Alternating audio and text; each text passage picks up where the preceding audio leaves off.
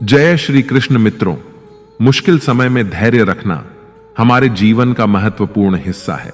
जीवन में कई बार ऐसी परिस्थितियां आती हैं जब सब कुछ हमारे खिलाफ लगता है। ऐसे समय में धैर्य रखना और अपनी सकारात्मक सोच बनाए रखना बहुत जरूरी है। धैर्य हमें मानसिक स्थिरता और शांति प्रदान करता है। यह हमें कठिनाइयों का सामना करने की शक्ति देता है और हमें यह विश्वास दिलाता है कि हर मुश्किल समय के बाद अच्छा समय जरूर आता है। मित्रों, इस संसार में भगवान की इच्छा के बिना कुछ भी नहीं होता है। इसलिए सर्वप्रथम मैं आपको हृदय से शुभकामनाएं देना चाहता हूं कि आप बहुत ही भाग्यशाली हैं, क्योंकि आपने भगवान श्री कृष्ण की प्रेरणा से ही श्रीमद् भगवद गीता के बहुमूल्य विचारों के इस वीडियो को देखने का मन बनाया। मुझे पूरा विश्वास है कि इस वीडियो को पूरा अंत तक देखने और शांत मन से इसकी बातों को सुनने और समझने के बाद आपके विचारों और जीवन में बहुत ही सकारात्मक बदलाव आने वाले हैं। जो कोई भी श्रीमद् भगवद गीता की शरण में आकर भगवान श्री कृष्ण द्वारा बताई गई बातों को अपने जीवन में अपनाता है, वह अपने सभी दुखों और कष्टों से मुक्त होकर अपने जीवन में सफलता और आनंद को प्राप्त करता है। दोस्तों, आपको जिंदगी में जो कुछ भी चाहिए या आपकी जो भी समस्या है, आप श्रीमद् भगवद गीता के ये 60 अनमोल वचन ठीक से सुनकर समझ लीजिए। आपकी हर इच्छा पूरी होगी, हर मुश्किल आसान होगी और आपका हर दुख दूर होगा। इसलिए आज हम आपके लिए भगवान श्री कृष्ण द्वारा दिए गए 60 अनमोल वचन लेकर आए हैं, ताकि ये आपके वर्तमान और भविष्य के सभी दुखों और कष्टों का निवारण करने में आपकी मदद कर सके। गीता का यह ज्ञान अमृत से भरा है, जो इंसान के मरे हुए मन और जीवन में एक नई जान डाल देता है। मैं गारंटी के साथ यह बात कह सकता हूं कि जो कोई भी इन 60 वचनों को पूरे ध्यान से और वीडियो के अंत तक सुनेगा, उसे अपनी हर समस्या का समाधान मिल जाएगा। उसे वह सब कुछ मिल जाएगा जो वह पाना चाहता है। इसलिए इस वीडियो में एक भी विचार को मिस न करें और इस वीडियो को पूरा अंत तक सुनें। तो चलिए शुरू करते हैं। श्रीमद् भगवद गीता का पहला अनमोल वचन यह है कि जहां आपके लिए प्रेम और इज्जत नहीं है, वहां कभी मत जाओ। महाभारत का युद्ध शुरू होने से पहले श्री कृष्ण हस्तिनापुर गए थे, पांडवों की तरफ से शांति प्रस्ताव लेकर। तब शकुनी ने दुर्योधन से कहा, यह कृष्ण बड़ा मायावी है, अगर यह हमारे पक्ष में आ जाए तो समझ लो पांडव हार ही गए। तो इसकी सेवा करो, इसको अपने घर आने का निमंत्रण भेजो, इसे खुश करो। जब श्री कृष्ण हस्तिनापुर पहुंचे तो दुर्योधन ने उन्हें अपने घर आने का आग्रह किया और श्री कृष्ण से कहा, आप मेरे घर में रहिए, मेरा आतिथ्य स्वीकार कीजिए, मेरे घर में भोजन कीजिए। तो श्री कृष्ण ने दुर्योधन से कहा कि दुर्योधन, इंसान को किसी के घर तभी भोजन करना चाहिए, तभी जाना चाहिए, या तो उससे बहुत प्रेम हो, या तो हमारे जीवन में कोई बहुत बड़ी आपत्ति आ गई हो। ना तो मेरी जिंदगी में कोई आपत्ति आई है और ना ही तुम्हारा मुझसे कोई प्रेम है, तो तुम्हारे घर तो मैं कभी नहीं आऊंगा। तुम मुझे अपने घर बुला रहे हो सिर्फ और सिर्फ अपना मतलब पूरा करने के लिए, और मतलबी लोगों के घर कभी नहीं जाना चाहिए। इससे हमको यह शिक्षा मिलती है कि जिसके दिल में आपके लिए प्रेम नहीं है, सम्मान नहीं है, वहां आपको कभी नहीं रहना चाहिए। आपको सिर्फ उसी जगह रहना चाहिए जहां आपकी कदर हो, आपको इज्जत मिले और जहां आपको प्रेम मिले। श्रीमद् भगवत गीता का दूसरा अनमोल वचन यह है कि जिस रिश्ते में मर्यादाएं टूट जाती हैं, वहां सिर्फ सर्वनाश ही होता है। कोई आपसे बड़ा है या छोटा है, अगर वो रिश्तों में अपनी मर्यादाओं को तोड़ देगा तो वह रिश्ता कभी नहीं टिक सकता।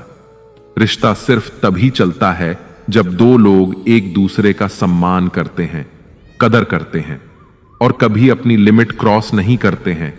जिस रिश्ते में कोई लिमिट नहीं है, एक दूसरे की इज्जत नहीं है, वह रिश्ता आज नहीं तो कल खत्म ही हो जाता है। श्रीमद् भगवद गीता का तीसरा अनमोल वचन यह है कि इंसान के दुख का सबसे बड़ा कारण है उसका मोह। मोह से अज्ञान आता है और जीवन में समस्याएं शुरू होने लगती हैं। महाभारत में धृतराष्ट्र को दुर्योधन से इतना मोह था कि वो अपने पुत्र को गलत काम करने से भी रोक नहीं सके। धृतराष्ट्र को पुत्र मोह की वजह से धर्म अधर्म का ज्ञान ही नहीं रहा और अंत में सब कुछ बर्बाद हो गया। महाभारत में श्री कृष्ण ने अर्जुन से कहा था, जब ज्ञान की धारा बहती है तो सबसे पहले मोह को नष्ट करती है। मोह को इसलिए नष्ट करती है क्योंकि मोह अज्ञान है। यूनान का सम्राट सिकंदर पूरी दुनिया को जीत लेना चाहता था। एक दिन एक नागा साधु ने सिकंदर से कहा, तू यह पूरी दुनिया जीत लेगा, उसके बाद क्या करेगा, क्योंकि इसके अलावा दूसरी कोई दुनिया है ही नहीं। इतना कहकर संत जोर जोर से हंसने लगा। संत की बातें सुनकर सिकंदर को निराशा होने लगी। सिकंदर ने संत से पूछा कि आप हंस क्यों रहे हैं? संत ने जवाब दिया कि तू पूरी दुनिया जीत लेगा तब भी तुझे निराशा ही मिलेगी, क्योंकि तू दुनिया को जीतने के मोह में बंधा है, जबकि मेरे पास कुछ भी नहीं है, लेकिन मैं हमेशा खुश रहूंगा क्योंकि मुझे किसी भी चीज का मोह नहीं है। सिकंदर ने अभी दुनिया जीती नहीं थी, लेकिन अब संत की बातें सुनने के बाद दुनिया जीतने के विचार से ही वह निराश हो गया था, क्योंकि दुनिया जीतने के बाद कोई और मोह नहीं बचेगा। मोह की वजह से जीवन में दुख ही आते हैं।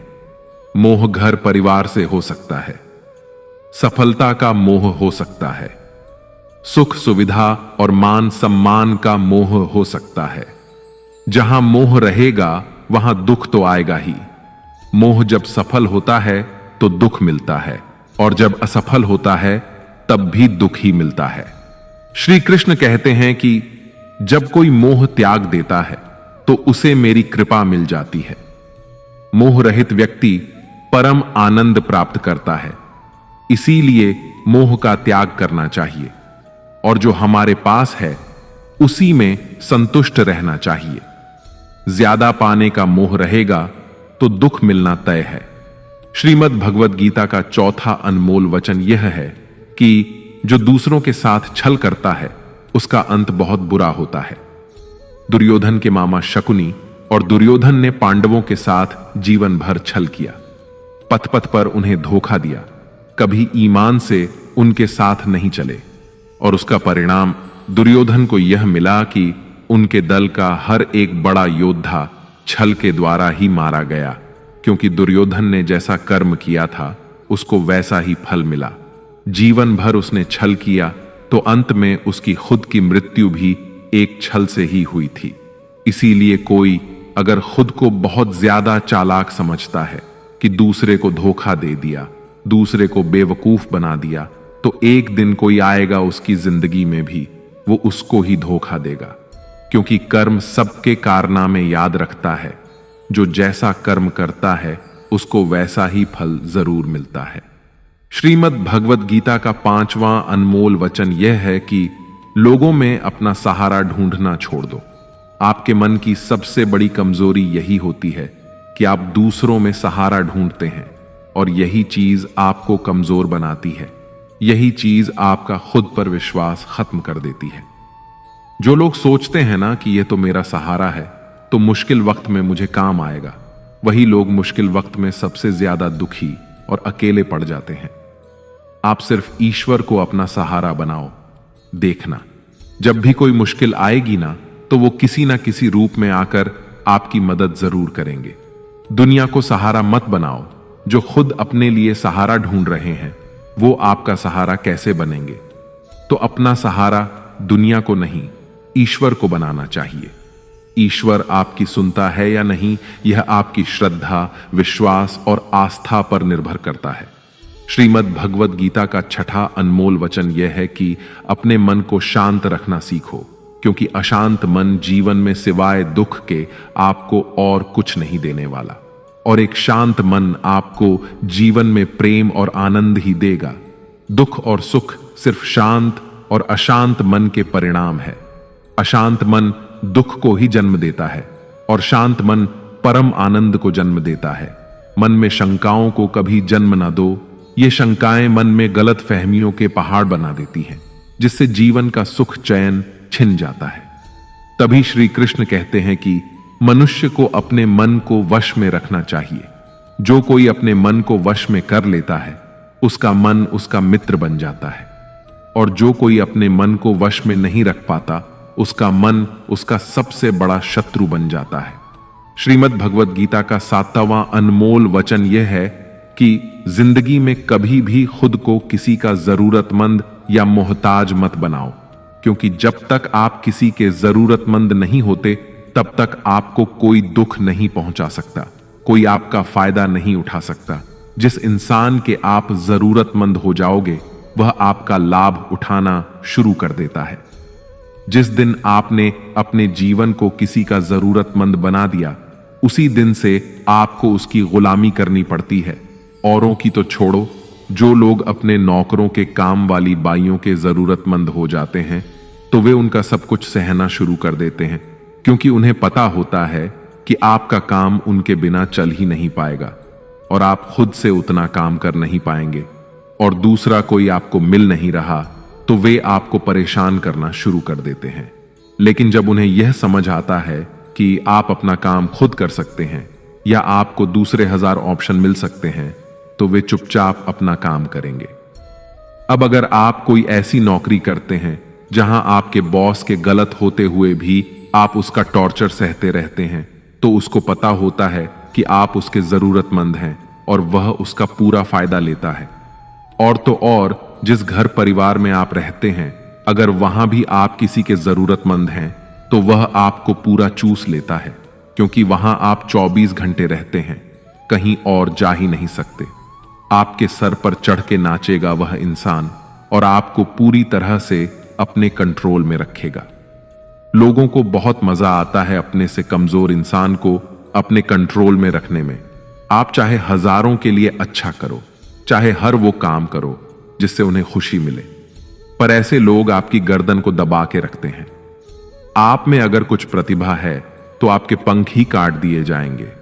हर वो कोशिश की जाएगी आपके साथ जिससे आप जिंदगी में कभी आगे ही ना बढ़ पाओ। किसी का मोहताज होना मर जाने से भी बदतर होता है। आपने कभी गौर किया कि आपकी जिंदगी वही लोग खराब करते हैं जिनके आप जरूरतमंद हो जाते हैं। आपका सारा दुख वहीं से आता है जिसके आप जरूरतमंद होते हैं। जरूरतमंदी सिर्फ शरीर या काम की नहीं होती, सबसे बड़ी जरूरतमंदी तो मन की होती है कि जिंदगी में कोई हमें चाहिए, हमें संभालने के लिए, नहीं तो हम खुश नहीं रह पाएंगे। अकेलापन लोगों से झेला नहीं जाता है। फिर कई बार आप ऐसे लोगों से जुड़ जाते हैं जो आपकी इस मन की जरूरतमंदी का पूरा फायदा उठाते हैं। आप उनसे रिश्ता इसीलिए जोड़ते हैं ताकि आपकी जिंदगी में थोड़ी खुशी आए, और वे लोग आपको खून के आंसू रुलाते हैं, आपकी पूरी जिंदगी नर्क बना देते हैं। याद रखना एक बात, मां बाप के अलावा ऐसा दुनिया में आज तक कोई पैदा नहीं हुआ है कि आप जिसके जरूरतमंद बने और वह आपका फायदा ना उठाए। इसीलिए जिंदगी में कभी भी खुद को किसी का जरूरतमंद या मोहताज मत बनाना। श्रीमद् भगवद गीता का 8वां अनमोल वचन यह है कि अपनी खुशी और अपना दुख हर किसी के आगे जाहिर नहीं करना चाहिए, क्योंकि लोग आपकी खुशी पर नजर लगा देते हैं और आपके दुख में आपकी हंसी उड़ाने लगते हैं। आपकी खुशी से कोई खुश नहीं होता, लोगों को जलन होती है। इसीलिए कहा जाता है कि हर वक्त आंसू आंख में लाया ना करो, हर जख्म सबको दिखाया ना करो। यहां लोग हाथ में नमक लिए फिरते हैं, इसीलिए अपना हर दर्द सबको दिखाया ना करो। लोग तो बैठे ही हैं दुखी इंसान को और दुखी करने के लिए, और जो खुश है उसको तकलीफ पहुंचाने के लिए। अपने मन की हालत अपने तक ही रखो, सिर्फ उसे बताओ जो उसे समझने की समझ रखता हो। दोस्तों, इससे पहले कि हम 9वें वचन पर जाएं, आपसे विनती है कि अगर आपको इस वीडियो से कुछ भी सीखने को मिल रहा है तो इस वीडियो को लाइक कर दीजिए, और अगर आप इस चैनल पर पहली बार आए हैं तो चैनल को सब्सक्राइब कर लीजिए। तो चलिए आगे बढ़ते हैं। श्रीमद् भगवद गीता का 9वां अनमोल वचन यह है कि जीवन में जो कुछ भी होता है वह अंततः अच्छे के लिए होता है, चाहे वह वर्तमान हो, भविष्य हो या अतीत हो। हालांकि यह शिक्षा सुनने में सरल लगती है, लेकिन इसे समझना और स्वीकार करना बहुत कठिन होता है, खासकर जब जीवन में किसी प्रकार का दुख, कष्ट या अन्याय हमारे सामने आ खड़ा होता है। उस समय हमें पूरी दुनिया ही गलत और मतलबी लगने लगती है और यह विश्वास करना कठिन हो जाता है कि जो हो रहा है वह हमारे भले के लिए हो रहा है। जब जीवन में किसी अपने से हमें चोट पहुंचती है या हमारे साथ कुछ अनुचित होता है तो हमें लगता है कि हमारी दुनिया टूट गई है, परंतु सच यह है कि यही कष्ट हमें और भी अधिक मजबूत और लायक बनाते हैं। ये कठिनाइयां हमें जीवन के सत्य से रूबरू कराती हैं और हमें यह दिखाती हैं कि कौन हमारा सच्चा मित्र है और कौन नहीं। यह स्थिति उस बच्चे की तरह होती है जिसे उसकी मां कड़वी दवाई पिलाती है। बच्चे को वह दवाई बिल्कुल पसंद नहीं आती, लेकिन वह दवा ही उसकी बीमारी को खत्म करती है। ठीक वैसे ही जीवन के कठिन अनुभव हमें विकसित करते हैं, भले ही उस वक्त वह अनुभव कड़वा क्यों न लगे। वास्तव में हम उसी को सच मानकर जीते हैं जितना हमारी समझ है और जितना हमें दिखाया या बताया गया है। लेकिन सच्चाई तब तक पूरी तरह समझ में नहीं आती जब तक हम खुद उस दुख से नहीं गुजरते। यह शिक्षा हमें यह समझने में मदद करती है कि जीवन की हर घटना, चाहे वह सुखद हो या दुखद, किसी न किसी उद्देश्य के साथ आती है और उस उद्देश्य को समझने के लिए हमें धैर्य और विश्वास बनाए रखना चाहिए। श्रीमद् भगवद गीता का 10वां अनमोल वचन यह है कि जो आपके साथ अधर्म करे, पाप करे, गलत करे, उसे दंड जरूर देना चाहिए। किसी के अत्याचार को सहन नहीं करना चाहिए। अगर आप उसे सहते हैं तो वह आपके साथ और गलत करता रहेगा। अगर आप उसे सहते हैं तो उसके पाप में आप भी भागीदार हो जाएंगे। महाभारत का युद्ध शुरू होने से पहले अर्जुन श्री कृष्ण से कहने लगे कि जिनसे मैं युद्ध करने जा रहा हूं, ये सब मेरे भाई हैं, मेरे गुरुजन हैं। मैं इनके सामने कैसे हथियार उठाऊं, इनको कैसे मारूं? तब भगवान श्री कृष्ण ने अर्जुन से कहा कि जिन्हें तुम अपना मान रहे हो वे सभी अधर्मी हैं, वे पाप के पक्ष में खड़े हैं, और अगर तुम इनका वध नहीं करोगे, इनसे युद्ध नहीं करोगे, तो समाज में और भी पाप बढ़ जाएंगे। क्योंकि जब कोई ऐसे पापियों को नहीं रोकता है तो ये और भी ज्यादा पाप करते हैं। ऐसे ही जब आपके साथ कोई गलत करता है, आपको चोट पहुंचाता है, दुख पहुंचाता है, और वही आप चुपचाप रहते हैं, तो उससे सामने वाले का मनोबल और बढ़ जाता है। वह आपको कमजोर समझने लगता है और आपके साथ गलत करने को वह अपना हक समझने लगता है। लेकिन जब आप उसके गलत व्यवहार को, उसके अधर्म को रोक लेते हैं, उसका विरोध करते हैं, तब वह अपनी सीमा में रहना सीख जाता है। और ये कलयुग है। अगर इस जमाने में आपको खुश रहना है तो आपको अपनी रक्षा खुद ही करनी होगी। कोई आपके साथ गलत करे तो उसको कभी नहीं सहना चाहिए, बल्कि उसका सामना करना चाहिए। श्रीमद् भगवद गीता का 11वां अनमोल वचन यह है कि मनुष्य के जीवन में 3 मुख्य अवस्थाएं होती हैं: बचपन, जवानी और बुढ़ापा। इसके बाद शरीर समाप्त हो जाता है, लेकिन आत्मा अमर रहती है और पुनः जन्म लेती है। जब तक मनुष्य अपने मन की इच्छाओं और वासनाओं से मुक्त नहीं हो जाता, तब तक आत्मा को मोक्ष नहीं मिलता और उसका पुनर्जन्म होता रहता है। जीवन में इच्छाएं और वासना जितनी अधिक होंगी, खुशियां उतनी ही कम होती जाएंगी। यदि आप जीवन में खुश नहीं हैं, तो इसका कारण आपकी मन में भरी इच्छाएं और वासनाएं हैं। इंसान तभी सच्ची खुशी पा सकता है जब वह अपनी इच्छाओं को नियंत्रित करना सीख लेता है। इसे एक सरल गणितीय उदाहरण से समझा जा सकता है। मान लीजिए कि आपके जीवन में 100 खुशियां हैं और 10 इच्छाएं हैं, तो आपकी खुशी 90% रह जाती है। अगर आपकी 50 इच्छाएं हैं तो आपकी खुशियां आधी हो जाती हैं, और अगर आपकी 100 इच्छाएं हैं तो आपकी खुशी 0 हो जाती है। जब इच्छाओं की संख्या 100 से भी अधिक हो जाती है तो आपकी खुशी नकारात्मक हो जाती है, यानी आपकी खुशियां दुख में बदलने लगती हैं। इस शिक्षा का सार यही है कि जितनी आप अपनी इच्छाओं को कम करेंगे, उतनी ही आपकी खुशियां बढ़ेंगी, और अगर आप अपनी इच्छाओं को बढ़ाते रहेंगे तो दुख अपने आप आपके जीवन में प्रवेश कर जाएगा। इसलिए खुश रहना है तो इच्छाओं को कम करना सीखिए और अपने मन को नियंत्रित करके सच्ची संतोष प्राप्त कीजिए।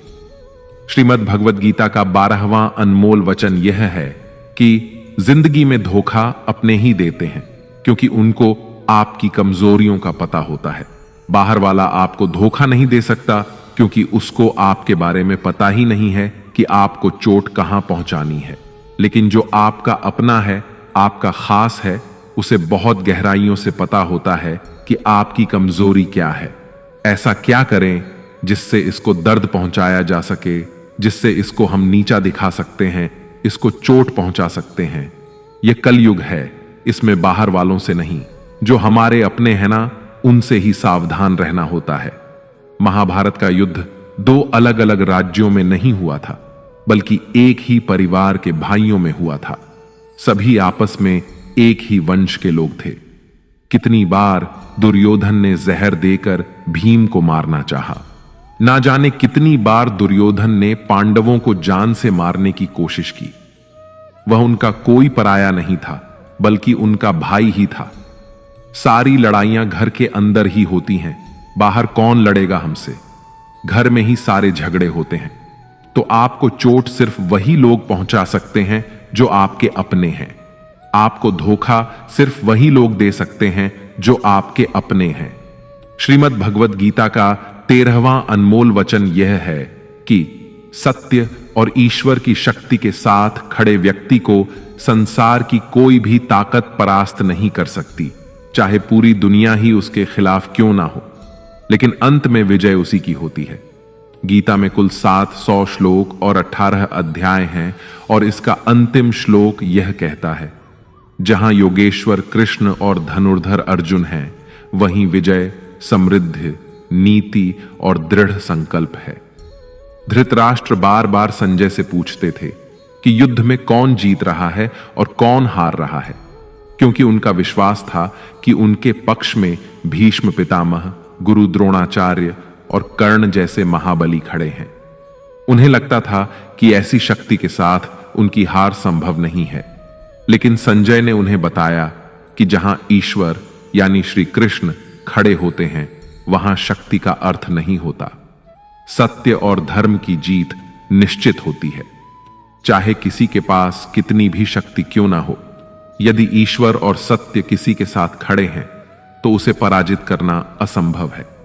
श्रीमद् भगवद गीता का 14वां अनमोल वचन यह है कि कभी मत सोचिए कि आत्मा के लिए कुछ भी असंभव है।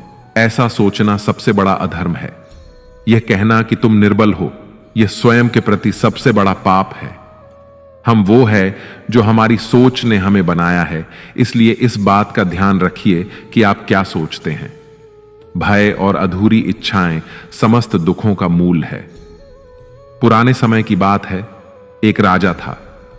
एक दिन उसके गुप्तचरों ने सूचना दी कि पड़ोसी राज्य हम पर हमला करने वाला है। गुप्तचरों ने बताया कि खबर एकदम पक्की है। सिर्फ 3 दिनों के भीतर पड़ोसी राज्य अपनी विशाल सेना के साथ हम पर हमला कर देगा, और उनकी सेना इतनी बड़ी है कि उनका सामना करना बहुत मुश्किल है। राजा बेहद चिंतित हो गया, परेशान हो गया। राजा ने तुरंत सभा बुलाई और सभी लोगों से सलाह मांगी कि अब हम लोगों का मरना तय है। अगर किसी व्यक्ति के पास कोई सुझाव या युक्ति है तो वह बता सकते हैं। राजा के एक चतुर मंत्री ने कहा, अब जब जान पर बात आ गई है तो इसका एकमात्र उपाय है कि हमें आज ही, अभी इसी वक्त ही पड़ोसी राज्य पर हमला कर देना चाहिए।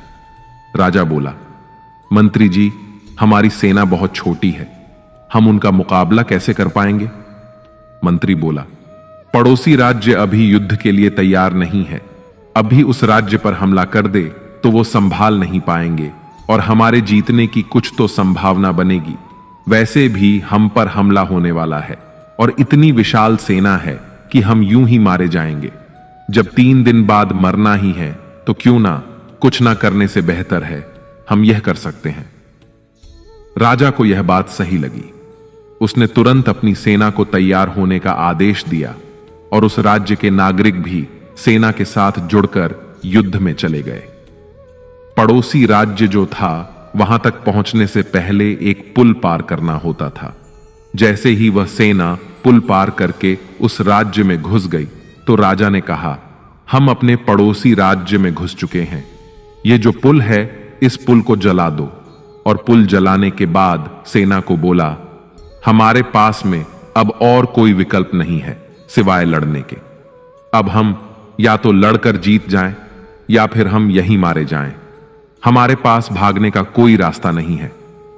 सभी सैनिक अपनी पूरी क्षमता के साथ लड़े और पड़ोसी राज्य की बड़ी सेना को उन्होंने हरा दिया, इस विचार के साथ कि हमारे पास अब कोई और विकल्प नहीं है। इस कहानी से सीख मिलती है कि जब आपके पास में रास्ता सिर्फ एक होता है कि अगर यह नहीं किया तो मर जाएंगे, बर्बाद हो जाएंगे, तो संभावना बढ़ जाती है उसमें कामयाब होने की।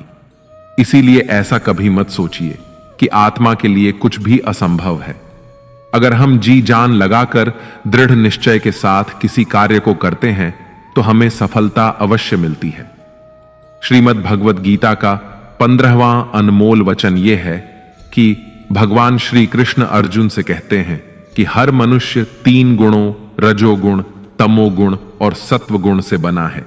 इसीलिए ऐसा कोई व्यक्ति नहीं है जिसमें केवल अच्छाई या केवल बुराई हो। हर व्यक्ति में अच्छाइयां और बुराइयां दोनों होती हैं।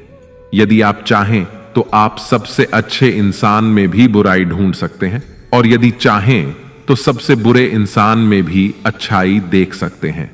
इसलिए यदि आपको लगता है कि आपके भीतर कुछ कमियां हैं और इसी कारण आप जीवन में आगे नहीं बढ़ पा रहे हैं तो यह आपकी सबसे बड़ी गलतफहमी है। साथ ही लोगों की बातों पर ध्यान देने की जरूरत नहीं है, क्योंकि आजकल अधिकतर लोग ऐसे दृष्टिकोण से दूसरों को देखते हैं जहां उन्हें दूसरों की केवल बुराइयां नजर आती हैं और अपनी केवल अच्छाइयां। अगर कोई आपकी आलोचना करता है तो उसकी चिंता मत करें। जो चीजें आपके नियंत्रण में हैं, जिन्हें आप सुधार सकते हैं, उन पर काम करें और खुद को बेहतर इंसान बनाएं। लेकिन जो चीजें प्राकृतिक रूप से आपके वश में नहीं हैं, उनके बारे में चिंता करके दुखी होने का कोई लाभ नहीं है। यह शिक्षा हमें आत्मसंवर्धन की प्रेरणा देती है। अपने गुणों को निखारें, लेकिन उन चीजों के बारे में परेशान न हो जिन्हें आप बदल नहीं सकते। अपनी कमजोरियों को स्वीकार करके ही आप एक मजबूत और सशक्त व्यक्ति बन सकते हैं। श्रीमद् भगवत गीता का 16वां अनमोल वचन यह है कि वो इंसान जिंदगी में सफल माना जाएगा जो अंदर से हमेशा खुश रहता है। बाहर से तो सभी खुश दिखाई देते हैं, लेकिन अंदर से इंसान अशांति से भरा रहता है। बहुत पैसा कमा लिया, कामयाबी हासिल कर ली, लेकिन वह कामयाबी असली नहीं। असली कामयाबी तब मानी जाएगी जब आपका मन खुश रहता है। खुशी प्राप्त करने के लिए हम पूरा जीवन भौतिक संसाधनों को जुटाने में लगे रहते हैं। धन, गाड़ी, बंगला इत्यादि प्राप्त करने की दौड़ में लगे रहते हैं कि इन्हें प्राप्त करने से हमें खुशी मिलेगी। लेकिन वास्तविकता में ऐसे भौतिक संसाधनों को प्राप्त करके मिलने वाली खुशी थोड़े ही समय के लिए होती है। जैसे ही हमें वो संसाधन मिलता है, हमारा मन दूसरे संसाधन को प्राप्त करने के लिए परेशान होने लगता है। इसीलिए भगवत गीता में भगवान श्री कृष्ण कहते हैं कि मनुष्य वास्तव में खुशी तभी प्राप्त कर सकता है जब वह अपनी इच्छाओं को वश में करके और उनका त्याग करके आध्यात्मिक पथ पर आगे बढ़ता हुआ भगवत प्राप्ति के लिए प्रयास करता है, ईश्वर की भक्ति करता है। ऐसा मनुष्य जो सभी कामनाओं से रहित होकर सुख और दुख को समान भाव से देखता है, वह भीतर से आनंद और संतोष को प्राप्त करता है।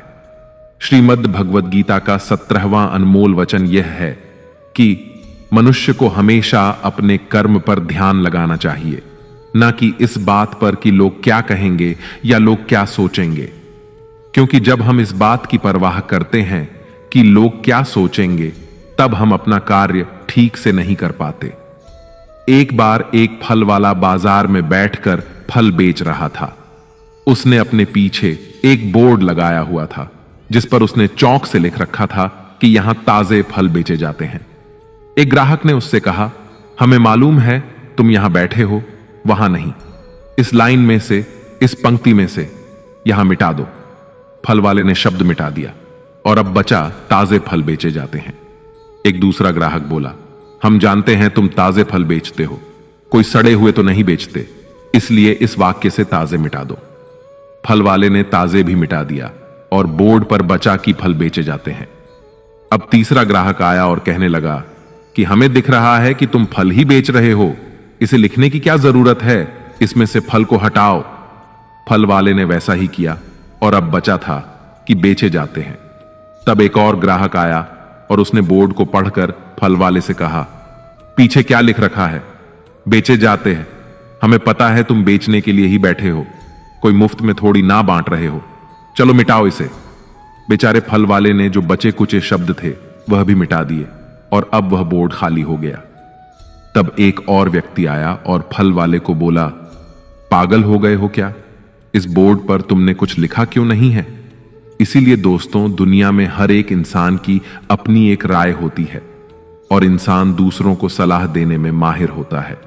हम यह नहीं कह रहे हैं कि आप किसी की सलाह ना सुने, बस यह कह रहे हैं कि उनकी राय सुनते सुनते अपनी राय ना भूल जाए। इसलिए हारे हुए की सलाह सुनिए और जीते हुए का तजुर्बा, लेकिन दिमाग खुद का लगाइए। डरिए मत कि हम गलती कर बैठे तो क्या होगा, क्योंकि गलतियों से ही सीखोगे। गलतियों से खुद का तजुर्बा तो आएगा, आज हारोगे तो कल जीतोगे भी। अरे लोग हमारे बारे में क्या सोचते हैं, यह भी अगर हम ही सोचेंगे तो फिर वो लोग क्या सोचेंगे। इसीलिए कहते हैं, सबसे बड़ा रोग क्या कहेंगे लोग। श्रीमद् भगवद गीता का 18वां अनमोल वचन यह है कि जीवन में हमें मित्रता हमेशा सोच समझ कर करनी चाहिए और जिसे भी अपना मित्र बनाए उसका साथ हमेशा निभाना चाहिए। महाभारत में ऐसे कई मित्र थे जिन्होंने अपनी ही सेना के साथ विश्वासघात किया। ऐसे भी कई लोग थे जो ऐन वक्त पर पाला बदलकर कौरवों या पांडवों के साथ चले गए। शल्य और युयुत्सु इसके उदाहरण हैं। इसीलिए कहते हैं कि कई बार दोस्त के भेष में दुश्मन हमारे साथ आ जाते हैं और हमसे कई तरह के राज्य लेते रहते हैं। कुछ ऐसे भी दोस्त होते हैं जो दोनों तरफ होते हैं, जैसे कौरवों का साथ दे रहे भीष्म, द्रोण और विदुर ने अंततः युद्ध में पांडवों का ही साथ दिया। ईमानदार और बिना शर्त समर्थन देने वाले दोस्त भी आपका जीवन बदल सकते हैं। पांडवों के पास भगवान श्री कृष्ण थे तो कौरवों के पास महान योद्धा कर्ण थे। इन दोनों ने ही दोनों पक्षों को बिना शर्त अपना पूरा साथ और सहयोग दिया था। यदि कर्ण को छल से नहीं मारा जाता तो कौरवों की जीत तय थी।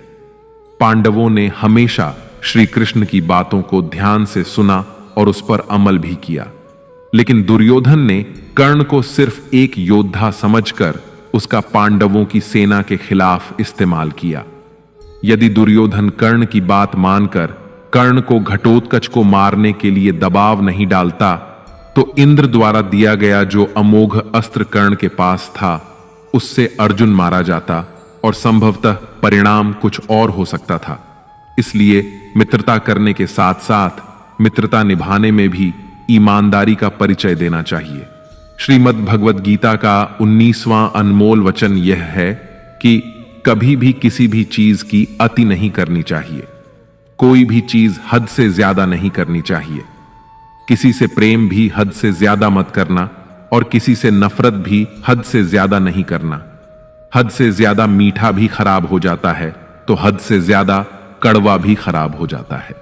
हद से ज्यादा खाना भी आपको बीमार कर देगा तो हद से ज्यादा भूखा रहना भी आपको नुकसान ही पहुंचाएगा। हद से ज्यादा आराम भी आपको बीमार कर सकता है और हद से ज्यादा जागना भी आपको बहुत ज्यादा नुकसान पहुंचाएगा। इसीलिए जीवन को संतुलन के साथ जीना चाहिए। जैसे ही आप संतुलन को खो देते हैं वैसे ही आपके जीवन में कोई ना कोई छोटी या बड़ी दुर्घटना हो जाती है। श्रीमद् भगवद गीता का 20वां अनमोल वचन यह है कि मनुष्य को अपने कर्मों का फल भोगना ही होता है। जो बोया है वही काटोगे। यदि आपने मां बाप की सेवा की है तो ही आपकी संतान बुढ़ापे में आपकी सेवा करेगी, वरना कोई पानी पिलाने वाला भी पास नहीं होगा। इसलिए बुरे कर्मों का त्याग ही सर्वोत्तम है। एक गरीब आदमी मछली पकड़ रहा था। मछली पकड़ते पकड़ते उसने एक ताजी ताजी मछली पकड़ी। पास में ही एक सेठ भी मछली पकड़ रहा था, लेकिन मछली पकड़ने का अनुभव न होने के कारण काफी देर से उसके हाथ एक भी मछली नहीं लगी। सेठ ने जब देखा कि उस गरीब आदमी ने ताजी ताजी मछली पकड़ी है, तो उसके मन में मछली को देखकर लालच आ गया और उसने गरीब आदमी के हाथ से मछली छीन ली। गरीब आदमी ने सेठ से कहा, यह मछली मैंने पकड़ी है, आप इसे क्यों छीन रहे हैं? सेठ ने अपनी ताकत दिखाते हुए उस गरीब आदमी से कहा, चल जा, दूसरी पकड़ लेना, यह मछली तो अब मेरी है। ऐसा कहकर सेठ वहां से चलने लगा। अब भी मछली जिंदा थी और तड़प रही थी। मछली ने सेठ के अंगूठे में काट लिया, जिससे वह सेठ के हाथ से छिटक गई और फिर से पानी में जा गिरी। सेठ के अंगूठे में गहरा घाव हो गया और तेजी से खून बहने लगा। सेठ दौड़ा दौड़ा डॉक्टर के पास गया। डॉक्टर ने अंगूठे पर पट्टी कर दी और बोला, 3 दिन बाद आकर दिखाना। 3 दिन के बाद सेठ दोबारा डॉक्टर के पास पहुंचा और अपना घाव दिखाया। घाव ठीक होने की बजाय और गहरा हो गया। डॉक्टर ने बोला, अब इस अंगूठे को काटना पड़ेगा, अगर नहीं काटा तो हाथ खराब हो जाएगा। मरता क्या ना करता। सेठ ने अपना अंगूठा कटवा लिया। डॉक्टर ने फिर से पट्टी बांधी और 3 दिन बाद आने के लिए कहा। सेठ 3 दिन बाद फिर गया। पट्टी को खोला गया, घाव सड़ने लगा था, जिसे देखकर डॉक्टर ने बोला, आपका घाव सड़ रहा है, हाथ कलाई तक काटना पड़ेगा, नहीं तो पूरा हाथ जाएगा। सेठ बोला, काट दो और कोई रास्ता नहीं है। सेठ की कलाई काट कर पट्टी बांध दी गई और उसे 4 दिन बाद फिर से आने के लिए कहा। सेठ 4 दिन बाद पहुंचा। डॉक्टर ने पट्टी खोलकर देखा तो घाव वैसे का वैसा था। डॉक्टर ने कहा, हाथ कोहनी तक काटना पड़ेगा, नहीं तो पूरा बाजू जाएगा। सेठ ने वो भी कटवा लिया। सेठ को पट्टी बांध दी गई और 4 दिन बाद फिर से आने को कहा। 4 दिन बाद डॉक्टर ने घाव को देखकर कहा, अब तो बाजू काटना पड़ेगा, नहीं तो पूरा शरीर सड़ जाएगा। अब सेठ का पूरा बाजू कट चुका था। तभी सेठ के एक मित्र ने उससे पूछा कि तुझसे कहीं कोई गलती तो नहीं हुई? आखिर ये क्या हो रहा है? तू जाने अनजाने कोई गलती तो नहीं कर बैठा जिसके कारण तेरे साथ ये सब हो रहा है? सेठ बोला, हां, एक गलती तो हुई है। मैंने किसी की मछली पर हाथ मारा था। मेहनत उसकी थी, मगर खाना मैं चाहता था। मित्र ने जैसे ही सुना, उसने सेठ से कहा, जरूर ये उस मछली वाले आदमी की वजह से ही हो रहा है। तू जल्दी से जा और उसे ढूंढ, उसके सामने नाक रगड़ और माफी मांग। सेठ दौड़ा और उस गरीब आदमी को ढूंढा। उसके पैरों में गिर गया और उससे पूछा, ये तूने क्या किया? क्या तुझे कोई तंत्र मंत्र की विद्या आती है? तूने क्या किया मेरे साथ? कोई श्राप दिया? कोई बद्दुआ दी? तूने क्या कहा? गरीब आदमी हाथ जोड़कर बोला, मैंने तो कुछ नहीं किया सेठ, बस ऊपर देखा और कहा, हे भगवान, इसने मुझे अपनी ताकत दिखाई है, तू इसे अपनी ताकत दिखा दे। मित्रों, हमेशा याद रखिए, बुरे कर्मों का फल भी बुरा ही होता है। कर्मों का फल हमें वैसे ही ढूंढ लेता है जैसे कोई बछड़ा खो जाने पर सैकड़ों गायों में अपनी मां को ढूंढ लेता है। कर्म फल से कोई नहीं बच सकता। श्रीमद् भगवद गीता का 21वां अनमोल वचन यह है कि हम इस दुनिया में खाली हाथ आए थे और खाली हाथ ही जाएंगे। जो कुछ भी आज आपका है, कल किसी और का होगा। इसलिए जो भी कर्म करे उसे भगवान को अर्पित करें। जीवन में सबसे बड़ा उपहार स्वास्थ्य है, सबसे बड़ा धन संतोष है और सबसे सच्चा संबंध वफादारी से बनता है। यदि आप छल करेंगे तो एक दिन वह छल आपके पास लौट कर आएगा, आज नहीं तो कल। जीवन सच्चाई से जिएं, हर पल सुकून मिलेगा। उपवास केवल अन्न का नहीं होना चाहिए, बल्कि लोभ, लालच, घृणा, चुगली, क्रोध और गंदे विचारों से भी उपवास रखना चाहिए। यदि मन का संकल्प और शरीर का पराक्रम पूरी तरह किसी काम में लगाया जाए तो सफलता निश्चित होती है। भाग्य का इंतजार करने के बजाय कर्मों का तूफान पैदा करें, दरवाजे अपने आप खुल जाएंगे। क्रोध की अवस्था में भ्रम उत्पन्न होता है और भ्रम बुद्धि का नाश करता है। जब बुद्धि नष्ट हो जाती है तो व्यक्ति का पतन निश्चित है। जैसे पानी अपनी मर्यादा छोड़कर विनाशकारी बन जाता है, वैसे ही जब वाणी मर्यादा तोड़ती है तो सर्वनाश होता है। किसी को धोखा देना एक प्रकार का कर्ज है जो किसी न किसी दिन आपको किसी और के हाथों लौटाया जाएगा। कलयुग में हमेशा सतर्कता और तैयारी के साथ रहना चाहिए, क्योंकि न मौसम पर भरोसा है न इंसानों पर, वे कभी भी बदल सकते हैं। श्रीमद् भगवद गीता का 22वां अनमोल वचन यह है कि हमारे रिश्तेदार ही हमसे सबसे ज्यादा जलते हैं। हमारी सफलता से सबसे ज्यादा दिक्कत हमारे रिश्तेदारों को ही होती है। बाहर वालों को कोई फर्क नहीं पड़ता कि आपकी जिंदगी में क्या हो रहा है, और जो आपके रिश्तेदार होते हैं उनकी पूरी नजर रहती है आपकी जिंदगी पर। बाहर से तो वे यही कहेंगे कि आगे बढ़ो, सफल हो जाओ, खुश रहो जिंदगी में, और जब उन्हें आप अपनी सफलता के बारे में बताएंगे, अपनी किसी कामयाबी की खबर उनको सुनाएंगे, तो उसे सुनकर उन्हें बिल्कुल भी खुशी नहीं होती। कई बार सारी दुनिया आपको पसंद करती है, आपके काम की तारीफ करती है, लेकिन आपकी कदर आपके घर में ही नहीं होती। पांडवों के हर सुख से दुर्योधन जलता था। जब भी पांडव किसी काम में सफल होते थे उसे बिल्कुल भी बर्दाश्त नहीं होता था। दुर्योधन हर प्रयास करता था पांडवों को नीचा गिराने का, जितना हो सके उन्हें दुखी करने का, और यही भाइयों की आपसी जलन महाभारत के युद्ध की वजह बनी, जिसमें न जाने कितने अनगिनत लोग मारे गए।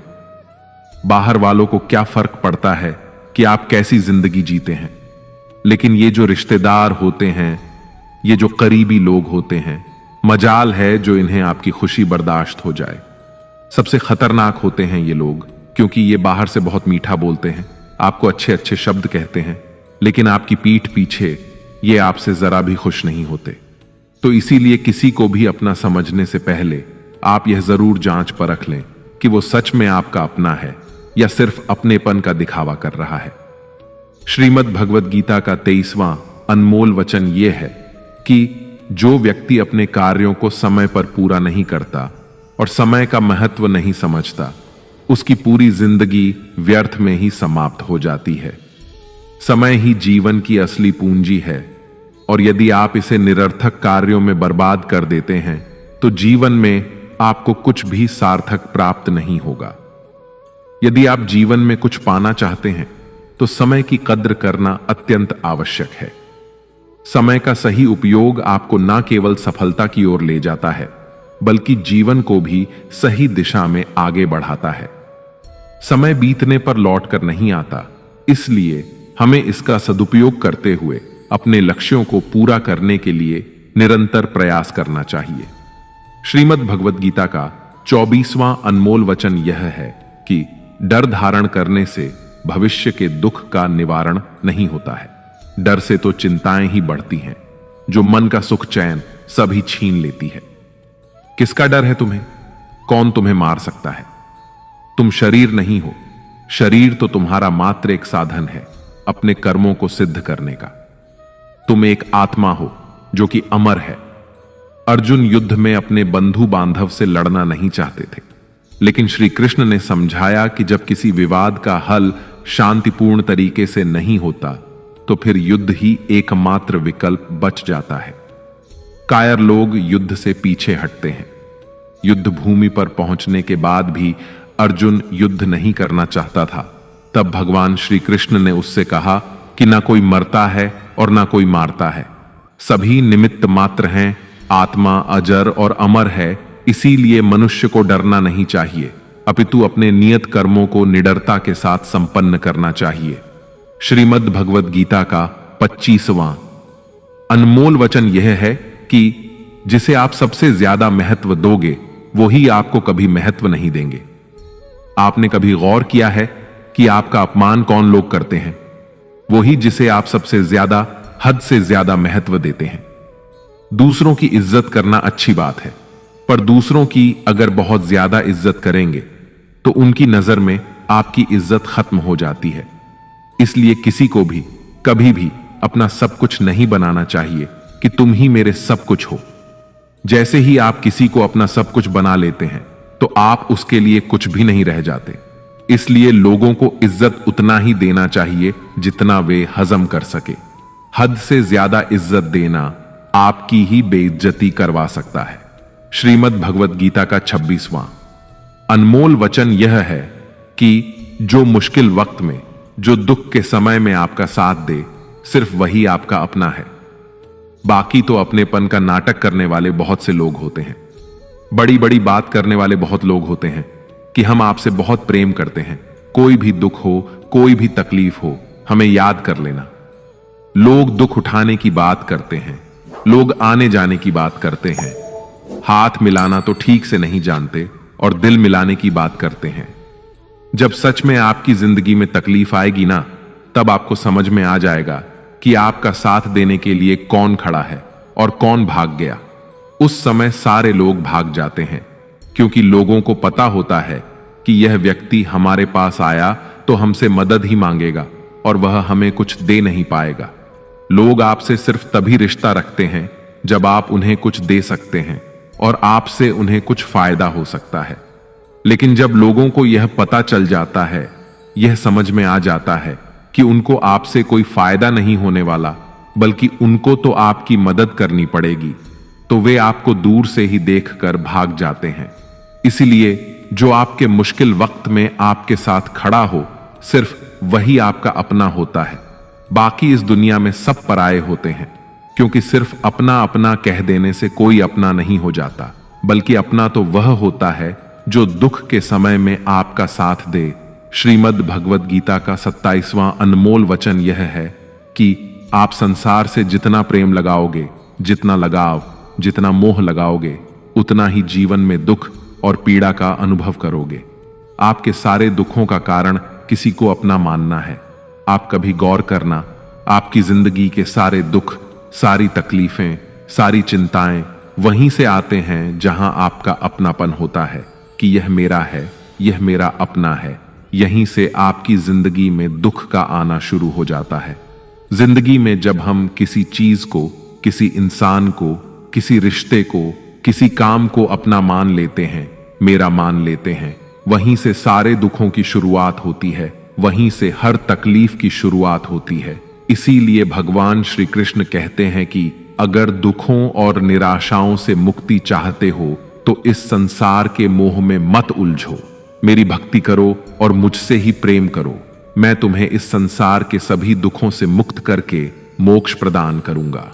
श्रीमद् भगवत गीता का 28वां अनमोल वचन यह है कि मनुष्य को कभी भी बदले और घृणा की भावना अपने मन में नहीं रखनी चाहिए और ना ही अपने भाग्य को कोसना चाहिए, क्योंकि इस तरह वह अपना संपूर्ण जीवन बर्बाद कर लेता है। एक बार दानवीर कर्ण ने भगवान श्री कृष्ण से अपनी व्यथा सुनाई और कहा, हे कृष्ण, जब मैं पैदा हुआ तब मेरी मां ने मुझे त्याग दिया, इसमें मेरा क्या अपराध था? द्रोणाचार्य ने मुझे शिक्षा देने से मना कर दिया क्योंकि वह मुझे क्षत्रिय नहीं मानते थे, इसमें भी मेरा क्या अपराध?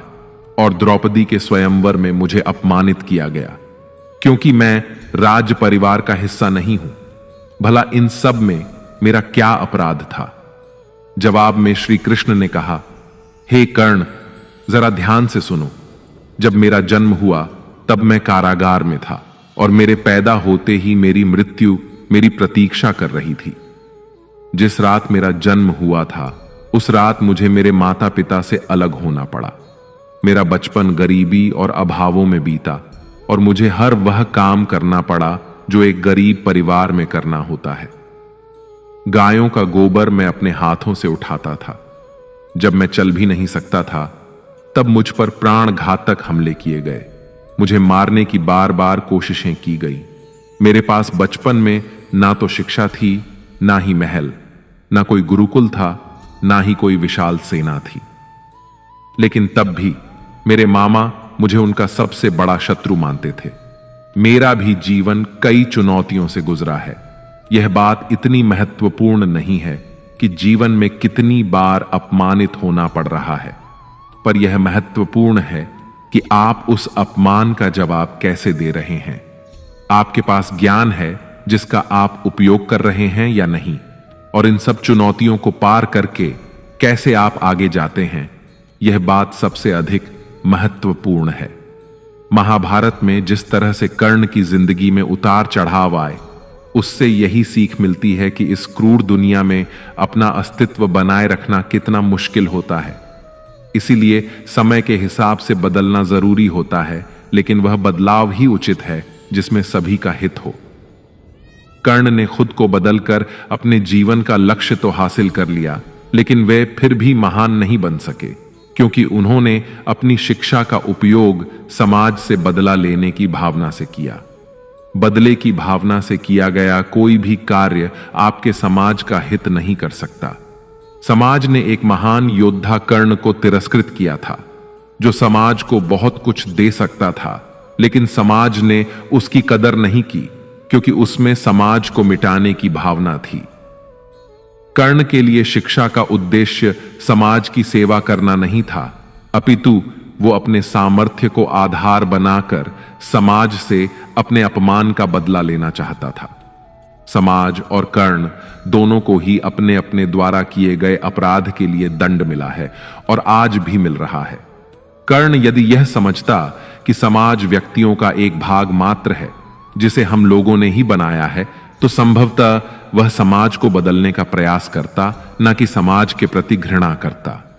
श्रीमद् भगवद गीता का 29वां अनमोल वचन यह है कि किसी पर भी आंख बंद करके भरोसा नहीं करना चाहिए। महाभारत की कथा में दुर्योधन ने कई बार षड्यंत्र रचकर पांडवों को मारने की कोशिश की, यहां तक कि उन्हें जलाकर मारने का प्रयास भी किया। पांडव, जो धर्म के मार्ग पर चलने वाले लोग थे, बार बार उसकी चालों में फंसते रहे, क्योंकि वे दुर्योधन को अपना भाई और सगा समझते थे। वे उस पर भरोसा करते थे, जबकि दुर्योधन उनकी मृत्यु की साजिश कर रहा था। हालांकि भगवान ने हमेशा उनकी रक्षा की, पर यह शिक्षा हमें बताती है कि भरोसा करते समय आंखें खुली रखना अत्यंत आवश्यक है।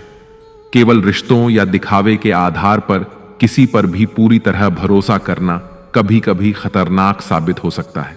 इसलिए चाहे वह संबंध कितना ही नजदीकी क्यों ना हो, हमें सच्चाई को समझने और सतर्क रहने की जरूरत है। यह शिक्षा हमें सतर्कता और विवेक की महत्ता का बोध कराती है। भरोसा करना आवश्यक है, लेकिन उसके साथ सजगता बनाए रखना भी उतना ही जरूरी है, ताकि कोई भी छल कपट से हमें धोखा न दे सके। श्रीमद् भगवद गीता का 30वां अनमोल वचन यह है कि आप जैसा अन्न खाओगे वैसा ही आपका मन और आपकी बुद्धि होगी। आप वैसा ही कर्म करोगे और वैसा ही आचरण करोगे। सात्विक अन्न खाओगे तो आपका मन भी सात्विक होगा, सात्विक व्यवहार भी करोगे, सोच भी आपकी अच्छी होगी। श्री कृष्ण ने भागवत गीता में सात्विक, राजसिक और तामसिक इन तीनों आहार का विस्तार से वर्णन किया है कि क्या खाना चाहिए और क्या नहीं खाना चाहिए। और इसका निचोड़ यही है कि जो मनुष्य सात्विकता से भोजन करता है, उसे जीवन में सुख और शांति अवश्य मिलते हैं। राजसिक भोजन करने से व्यवहार में क्रोध और अहंकार उत्पन्न होते हैं, जबकि तामसिक भोजन करने से व्यक्ति में काम वासना और नकारात्मकता की अधिकता आती है, जिसके फलस्वरूप जीवन में दुख, चिंता और निराशा मिलती है। अतः हमें हमारे भोजन का चयन सोच समझकर करना चाहिए। श्रीमद् भगवद गीता का 31वां अनमोल वचन यह है कि आप वह मत करो जो सभी करते हैं, बल्कि वह करो जो आपके लिए सही है। श्री कृष्ण ने अर्जुन से कहा, हे अर्जुन, जो तेरे कर्तव्य है, जो तेरे लिए सही है, जो तुझे करना चाहिए, वह कर। तू कभी भी वह काम मत कर जो दुनिया कर रही है। क्योंकि अर्जुन श्री कृष्ण से कहने लगा कि ऐसे भयंकर युद्ध में पड़ने से अच्छा है कि मैं सन्यासी बन जाऊं। तो श्री कृष्ण ने अर्जुन से कहा कि सन्यासी बनना तेरा कर्म नहीं है, तेरा धर्म नहीं है। तू क्षत्रिय है। तेरा कर्म और तेरा धर्म यही है कि तू अधर्म का नाश कर, धर्म की रक्षा कर और इसके लिए युद्ध कर। ऐसे ही हर इंसान का एक अलग कर्तव्य होता है, एक अलग ही मार्ग होता है। तो कभी भी उस मार्ग पर मत जाना जहां सारी भीड़ जा रही हो। कभी भी वह काम मत करो जो दुनिया करती है कि आजकल का यह ट्रेंड हो गया है, यह फैशन हो गया है, सब करते हैं इसीलिए हम भी कर रहे हैं। सारी भीड़ यही काम कर रही है इसीलिए हम भी कर रहे हैं। अगर आप वह करोगे जो भीड़ कर रही है तो आप भी उसी भीड़ में कहीं खो जाओगे। लेकिन वहीं अगर आप वह करोगे जो आपके लिए सही है, जो आपकी प्रतिभा है, तो दुनिया की सारी भीड़ में भी आप सबसे अलग नजर आओगे। श्रीमद् भगवत गीता का 32वां अनमोल वचन यह है कि आलसी इंसान कभी कुछ हासिल नहीं कर सकता। अधिकतर लोग सिर्फ योजनाएं ही बनाते रहते हैं कि मुझे बड़ा घर चाहिए, मुझे बड़ी गाड़ी चाहिए, मैं दुनिया घूमना चाहता हूं, मुझे यह चाहिए, वह चाहिए।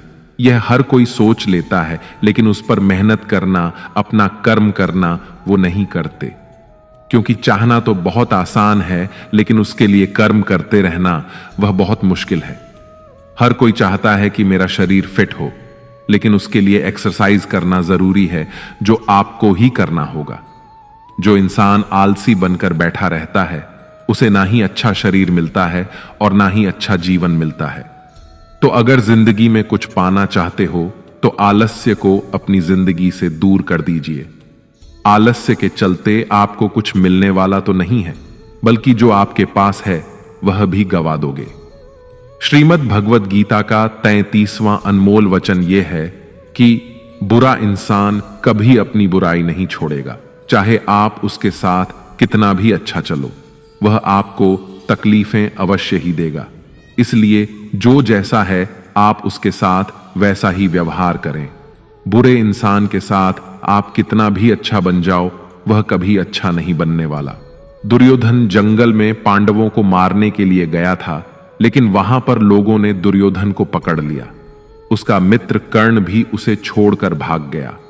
वे भील दुर्योधन को मार देना चाहते थे, लेकिन युधिष्ठिर अपने भाई की रक्षा करने के लिए वहां पहुंच गया और उसके जीवन की रक्षा की।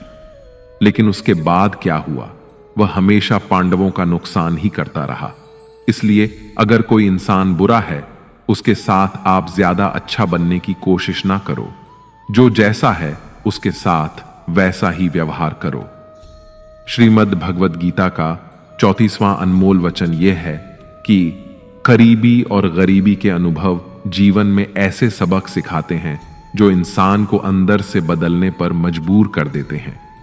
जिस तरह से आप दूसरों से बात करते हैं, उसी तरह से दूसरों की बात भी सुनने की आदत डालनी चाहिए। इस शिक्षा में भगवान को सबसे करीबी दोस्त बनाने की सलाह दी जाती है, क्योंकि परमात्मा ही एकमात्र ऐसा साथी है जो तब भी हमारे साथ रहता है जब सारी दुनिया हमें छोड़ देती है।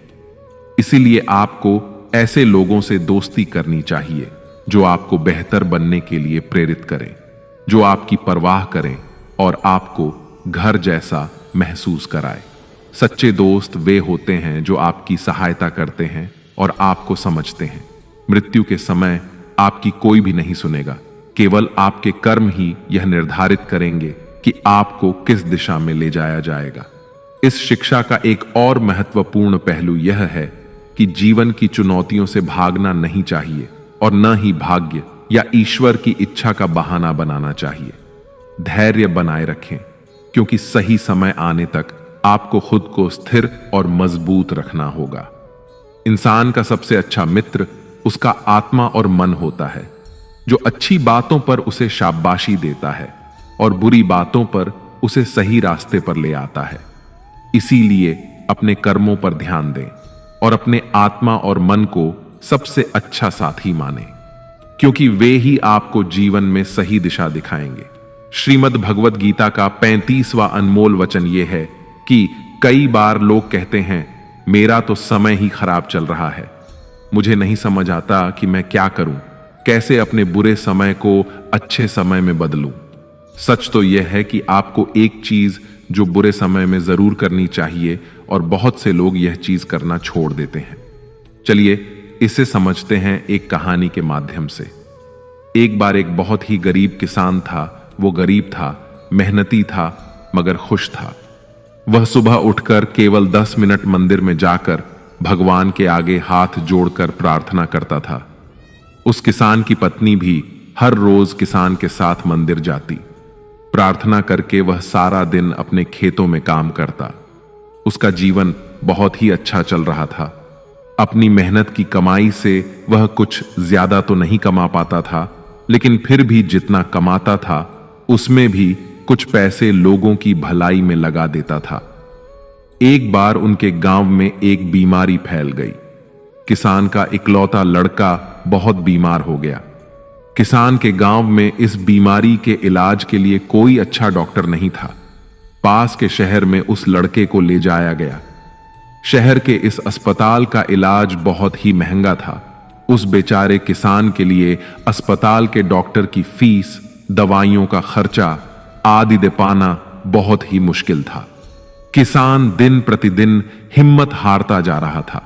एक दिन अस्पताल में बैठे बैठे वह इतना हताश हो गया कि वह जोर जोर से रोने लगा और कहने लगा, पता नहीं किस चीज का बदला ले रहा है भगवान। कभी वह खुद को कोसता है तो कभी परमात्मा को। किसान की पत्नी को अटूट विश्वास था, पर किसान को आशा की कोई किरण नजर नहीं आ रही थी। अस्पताल के कुछ दूरी पर एक मंदिर था। किसान की पत्नी उस मंदिर में हर रोज प्रार्थना करने जाती, पर किसान का दिल नहीं करता। डॉक्टर ने किसान से कहा, उसके बच्चे के इलाज के लिए 10,000 रुपयों की आवश्यकता है। किसान के लिए इतनी बड़ी रकम इकट्ठा कर पाना असंभव था। किसान की पत्नी अब भी मंदिर जाती।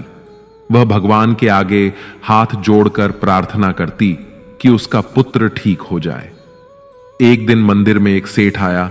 उसने किसान की पत्नी को बताया कि उसने किसान की बात उस दिन अस्पताल में सुनी जिस दिन किसान रो रहा था। सेठ ने बताया, उस दिन सेठ की पत्नी भी अस्पताल में थी। अब वह पूरी तरह से ठीक हो गई थी और घर चली गई।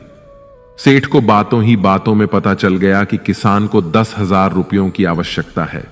तो सेठ ने तुरंत अपनी जेब से पैसा निकाल कर देते हुए कहा, उसके पास इस समय 10,000 रुपए ही हैं, जिसे वह रख ले।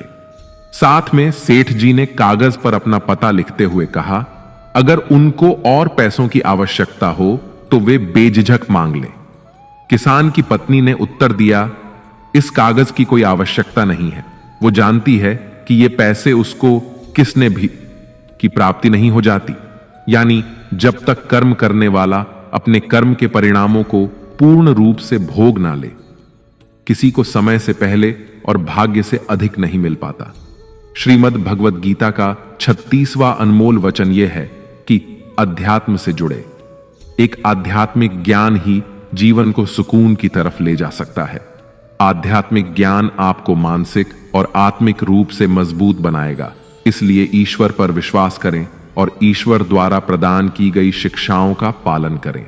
लोगों की बातों पर जितना ध्यान देंगे उतना ही आपका खुद पर से विश्वास कम होता जाएगा।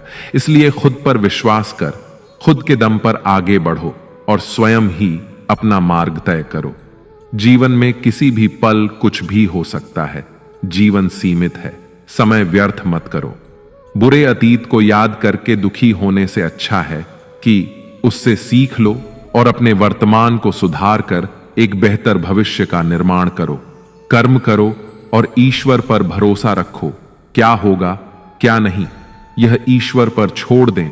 जितना अधिक पुरुषार्थ करोगे, स्वर्ग का मार्ग उतना ही सरल होगा। स्वयं को ईश्वर के चरणों में सौंप दो।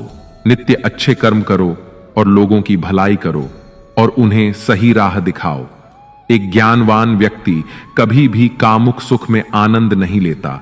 इसलिए ज्ञानी व्यक्ति, जो हो गया वह अच्छा हुआ, जो हो रहा है वह अच्छा हो रहा है और जो होगा वह भी अच्छा ही होगा, इसी पर अडिग विश्वास करता है। वेद पुराण पढ़ने का कोई लाभ ही नहीं जब तक उसमें कही बातों को अपने जीवन में अनुकरण ना करें, उनका पालन ना करें। रावण बुद्धिमान अवश्य था, किंतु ज्ञानी नहीं। उसकी अज्ञानता ने उसे क्रोधी, कामुक और अहंकारी बना दिया, जो उसकी मृत्यु का सबसे बड़ा कारण बना। श्री कृष्ण कहते हैं, मैं सभी प्राणियों को एक समान रूप से देखता हूं। मेरे लिए ना कोई कम प्रिय है और ना ही अधिक।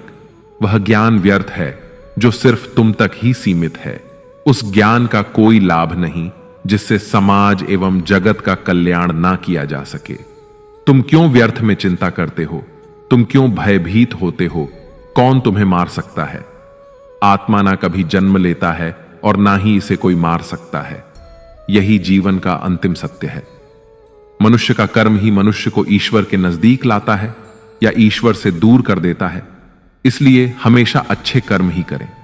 जब जब इस धरती पर पाप, अहंकार और अधर्म चरम सीमा पर होगा, तब तब उसका विनाश कर धर्म की पुनः स्थापना हेतु मैं अवश्य अवतार लेता हूं। जो दान कर्तव्य समझकर बिना किसी सोच के किसी जरूरतमंद व्यक्ति को दिया जाए, वह दान सात्विक माना जाता है। जिसने मन को जीत लिया है, उसने पहले ही परमात्मा को प्राप्त कर लिया है, क्योंकि उसने शांति प्राप्त कर ली है। ऐसे मनुष्य के मन पर सुख, दुख, सर्दी, गर्मी और मान अपमान का कोई फर्क ही नहीं पड़ेगा। जो विद्वान होते हैं वह ना तो जीवन के लिए और ना ही मृत्यु के लिए शोक करते हैं। अपने कर्तव्यों को पूरी निष्ठा से, ईमानदारी के साथ निभाना और धर्म का पालन करना भी बड़े तप के समान होता है। श्रीमद् भगवद गीता का 37वां अनमोल वचन यह है कि जब भी जिंदगी में खुद को अकेला महसूस करो, तब इस सच्चाई को ठीक से समझ लेना कि आप दुनिया में अकेले ही आए थे और अकेले ही जाओगे। वास्तविकता में यहां कोई आपका अपना नहीं है। एक दिन तो जो मां बाप हमें जन्म देते हैं, वह भी हमें अकेला छोड़ के चले जाते हैं। तो औरों से तो उम्मीद ही क्या करना। यदि कोई आपका साथ छोड़ दे तो याद रखना कि वो ईश्वर सदा आपके साथ है। वह कभी आपका साथ नहीं छोड़ता। गीता में श्री कृष्ण ने अर्जुन से कहा, चाहे कोई मनुष्य मुझे माने या ना माने, लेकिन मैं इंसान का साथ कभी नहीं छोड़ता, क्योंकि ये सब मेरी ही संतानें हैं। इंसान को ईश्वर का ही अंश कहा गया है, इसलिए मनुष्य को ईश्वर की संतान कहा जाता है। इसीलिए आपको अकेलेपन से कभी दुखी नहीं होना चाहिए, कभी डरना नहीं चाहिए, बल्कि किसी गलत इंसान के साथ रहने से डरना चाहिए। एक कहावत है कि something is better than nothing, यानी कुछ होना कुछ नहीं होने से कई गुना बेहतर है। लेकिन एक और कहावत है कि nothing is better than nonsense. इसलिए नॉनसेंस लोगों के साथ रहने से अच्छा है आप अकेले ही रहो। इसीलिए गीता का यह उपदेश हर इंसान के लिए बहुत जरूरी है, जो खुद को अकेला समझकर दुखी हो जाते हैं। इसीलिए अकेलेपन से डरना और दुखी होना छोड़ दो, क्योंकि यहां कोई किसी का नहीं होता। श्रीमद् भगवद गीता का 38वां अनमोल वचन यह है कि कभी भी अपने धन, अपने पद और बल का अभिमान नहीं करना चाहिए। दुर्योधन को बहुत अभिमान था कि मेरे पास भीष्म पितामह जैसे, द्रोणाचार्य और कर्ण जैसे योद्धा बैठे हैं, तो इन पांडवों को तो मैं यूं ही मसल कर रख दूंगा। दुर्योधन को अपने धन का अभिमान था, अपने पद और शक्ति का अभिमान था, लेकिन वह अभिमान ही एक दिन उसके सर्वनाश का कारण बना। जो लोग अपने पैसे के अहंकार में या शक्ति के अहंकार में दूसरों को नीचा दिखाते हैं, दूसरों को चोट पहुंचाते हैं, एक दिन उनकी वही गलती उनका सर्वनाश कर देती है। इसलिए जीवन में आप चाहे कितने भी सफल हो जाएं, कितने भी बड़े इंसान हो जाएं, लेकिन उसका अभिमान दूसरों को कभी मत दिखाना। श्रीमद् भगवद गीता का 39वां अनमोल वचन यह है कि आज के युग में बहुत ज्यादा अच्छे मत बनो, नहीं तो यह दुनिया आपको लूट कर कंगाल कर देगी। पांडवों की कहानी यह शिक्षा देती है कि ज्यादा अच्छा बनना आपको कई बार बहुत दुख दे सकता है। पांडव हमेशा धर्म के मार्ग पर चलते थे, कभी कोई गलत काम नहीं किया, लेकिन उनका सारा राजपाट चला गया। उनकी पत्नी को भरी सभा में नग्न करने की कोशिश की गई। भिक्षा लेकर के उन्हें अपनी जिंदगी गुजारनी पड़ी। कारण क्या था? यह कि वे कुछ ज्यादा ही अच्छे बने हुए थे। यह तो तब की बात है, और आज की दुनिया तो और भी बदल चुकी है। लोग अच्छे इंसान को इज्जत कम देते हैं, बल्कि उसका इस्तेमाल ज्यादा किया जाता है। अगर आप भी लोगों के साथ अच्छा रहते हैं तो आप इस चीज को खुद अनुभव कर पाएंगे। आप जितना लोगों के साथ अच्छा चलते हैं, लोग आपके साथ उतना ही गलत व्यवहार करते हैं। लोग आपका उतना ज्यादा इस्तेमाल करते हैं। आप दूसरों की खुशी के लिए कुछ भी करते जाते हैं और लोग सिर्फ आपका फायदा लेने में लगे रहते हैं। इसीलिए आज के जमाने में खुश रहना है, ना तो बहुत ज्यादा अच्छे मत बनो। इसका मतलब यह नहीं कि आप बुरे इंसान बन जाओ। आप अच्छे और सच्चे कर्म करो और अपनी नजर में अच्छे बनते रहो। दुनिया की नजर में अच्छे बनने की कोशिश कभी मत करना। श्रीमद् भगवद गीता का 40वां उपदेश यह है कि आंखों से सच दिखने वाली बात पर भी एकदम से जल्दी भरोसा नहीं करना चाहिए। ऐसी बहुत सी कहानियां आपने सुनी होंगी कि कई बार आंखों से दिखने वाली बात भी सच नहीं होती है। इसीलिए भरोसा करने में कभी भी जल्दबाजी मत करना। श्रीमद् भगवद गीता का 41वां अनमोल वचन यह है कि जीवन में जब भी कोई मुश्किल आए तो हिम्मत मत हारो, बस थोड़ा धीरज रखो। जो लोग मुश्किल वक्त में खुद को थोड़ा संभाल कर धीरज रखते हैं, वो हर मुश्किल को आसानी से पार कर जाते हैं। एक राजा अपने गुरुजी के पास गया और उसने गुरुजी से जाकर बोला कि ऐसे तो राज्य में हर प्रकार की खुशहाली है, पर वक्त का कोई भरोसा नहीं है। अगर कभी जिंदगी में कोई मुश्किल वक्त आए, कोई बुरा वक्त आए, तो उस वक्त के लिए मुझे कोई मंत्र दीजिए, कोई शिक्षा दीजिए, कोई उपदेश दीजिए कि उस बुरे वक्त से कैसे बाहर निकलना है। तो गुरुजी ने उसे एक ताबीज बांध कर दे दिया और राजा से कहा कि इस ताबीज में मैंने एक मंत्र लिख कर रखा है।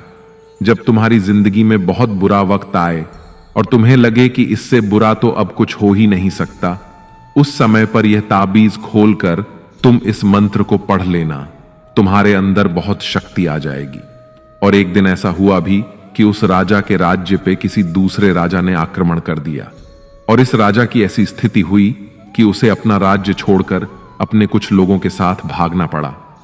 उस समय पर राजा बहुत दुखी था और विचार करने लगा कि गुरुजी ने मुझे ताबीज दिया था और कहा था कि जब जिंदगी में बहुत बुरा वक्त आए तब उसे खोलकर पढ़ना, और इसके अंदर जो मंत्र लिखा हुआ है वह मेरे अंदर शक्ति भर देगा। राजा ने विचार किया कि इससे बुरा वक्त और क्या हो सकता है। उसने गुरुजी का दिया हुआ वह ताबीज खोला और उसके अंदर लिखा हुआ था कि यह वक्त भी गुजर ही जाएगा। इस वचन को पढ़कर राजा के मन में एक शक्ति आई और विश्वास जागा कि यह जो बुरा वक्त है यह भी टिकने वाला नहीं है, यह भी निकल ही जाएगा, इसलिए मुझे हिम्मत नहीं हारनी है। और उस राजा ने वापस अपने सैनिकों को जमा करके अपनी सेना को खड़ा किया और उस राजा पर हमला करके अपना राज्य वापस प्राप्त किया। तो जिंदगी में स्थिति चाहे कितनी भी बुरी क्यों ना हो, वह हमेशा के लिए नहीं रहने वाली, वह भी एक दिन गुजर जाएगी। वक्त चाहे कैसा भी हो, एक दिन जरूर बदल जाएगा। हमारी जिंदगी में न जाने कितनी बार दुख आए, कितनी बार मुश्किल वक्त आया, लेकिन हम हर बार निकल जाते हैं। ऐसे ही आपकी जिंदगी में जब कोई मुश्किल वक्त आए, बुरा वक्त आए, तो मन में यह विश्वास रखना कि यह वक्त भी एक दिन गुजर ही जाएगा। इसलिए अपनी हिम्मत मत हारो। अगर आपके अंदर धीरज है तो आप बुरे से बुरे वक्त को भी जरूर पार कर जाओगे। श्रीमद् भगवद गीता का 42वां वचन यह है कि कुछ भी बोलने से पहले अपने शब्दों की मर्यादा को परख लेना चाहिए। मित्रों, महाभारत का युद्ध ही नहीं होता यदि कुछ लोग अपने वचनों पर संयम रख लेते, अपनी वाणी पर संयम रख लेते। जैसे द्रौपदी यदि दुर्योधन को अंधे का पुत्र भी अंधा नहीं कहती तो महाभारत नहीं होती। शिशुपाल और शकुनी हमेशा चुभने वाली बातें ही करते थे, लेकिन टीटी भी बोलने से पहले 1000 बार सोच लेना चाहिए, क्योंकि शस्त्र तो केवल शरीर को घायल करता है, लेकिन शब्द मन और आत्मा को ही घायल कर देते हैं। श्रीमद् भगवद गीता का 43वां अनमोल वचन यह है कि इंसान ही आजकल इंसान का दुश्मन हो गया है। चाहे आप बिजनेस में देख लो, चाहे आप रिश्तों में देख लो, किसी भी फील्ड में आप देख लो, इंसान ही इंसान को नुकसान पहुंचा रहा है। इतनी प्रतिस्पर्धा बढ़ गई है, कितनी चोरियां बढ़ रही हैं, कितना क्राइम बढ़ गया है। शास्त्रों में जो कलयुग के लक्षण लिखे गए हैं ना, कि एक दिन इंसान ही इंसान को खाएगा, वह समय तो आ ही गया है। इंसान ही तो इंसान को खा रहा है, एक दूसरे का बिजनेस खा रहा है, एक दूसरे की नौकरियां खा रहा है, एक दूसरे की जिंदगी की खुशियां खा रहा है। इंसान जो दुखी है उसे और दुखी करो, जो खुश है उसे परेशान करो। यही तो हो गया है आजकल। कहने को तो सब इंसान है, लेकिन इंसानियत कहीं दिखती ही नहीं। एक सेठ के घर के बाहर से एक भिखारी निकल रहा था। उसने उस सेठ से कहा कि मुझे एक गिलास पानी पिला दीजिए, बहुत प्यास लगी है, बहुत दूर से पैदल चलकर आया हूं, मेरे प्राण निकल रहे हैं। तो सेठ बोला कि अभी आदमी नहीं है, आदमी आ जाए तो आपको पानी दे दिया जाएगा।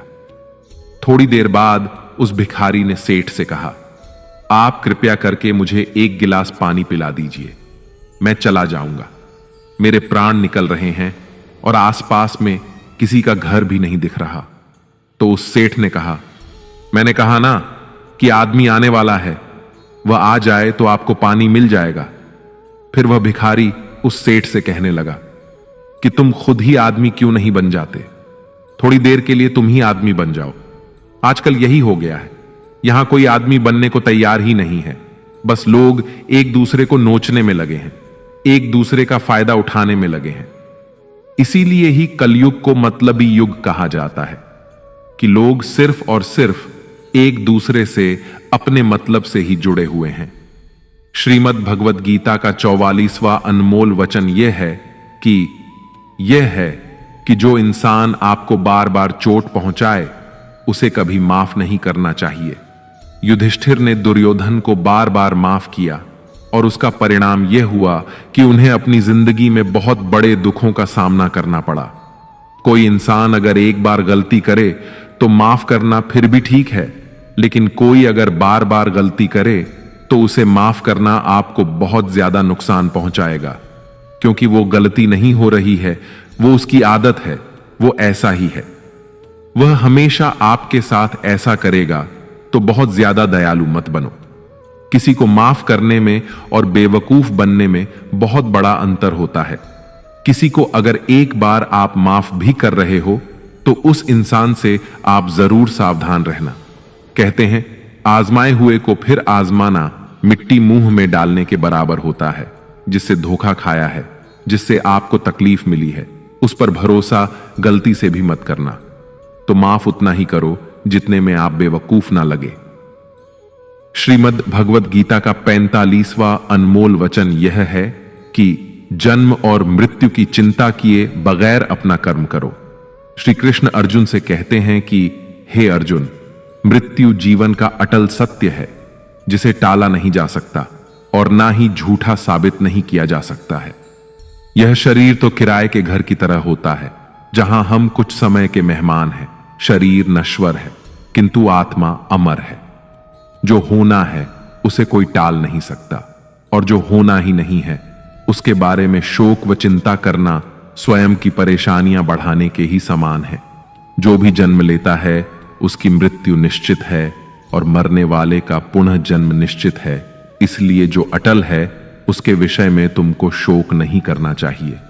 सच्चाई से कभी दूर नहीं भागा जा सकता है, इसलिए सत्य को स्वीकार कर लेने में ही हमारी समझदारी है।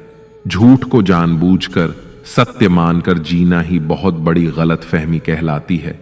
स्वयं की व्यक्तिगत सोच गलत फहमियों को भी जन्म दे सकती है, इसलिए स्वयं की व्यक्तिगत सोच को दूसरों पर कभी नहीं थोपना चाहिए। वासना, क्रोध और लालच, ये नरक के 3 द्वार होते हैं। बिना मोक्ष के जन्म मरण के चक्र से छुटकारा नहीं पाया जा सकता।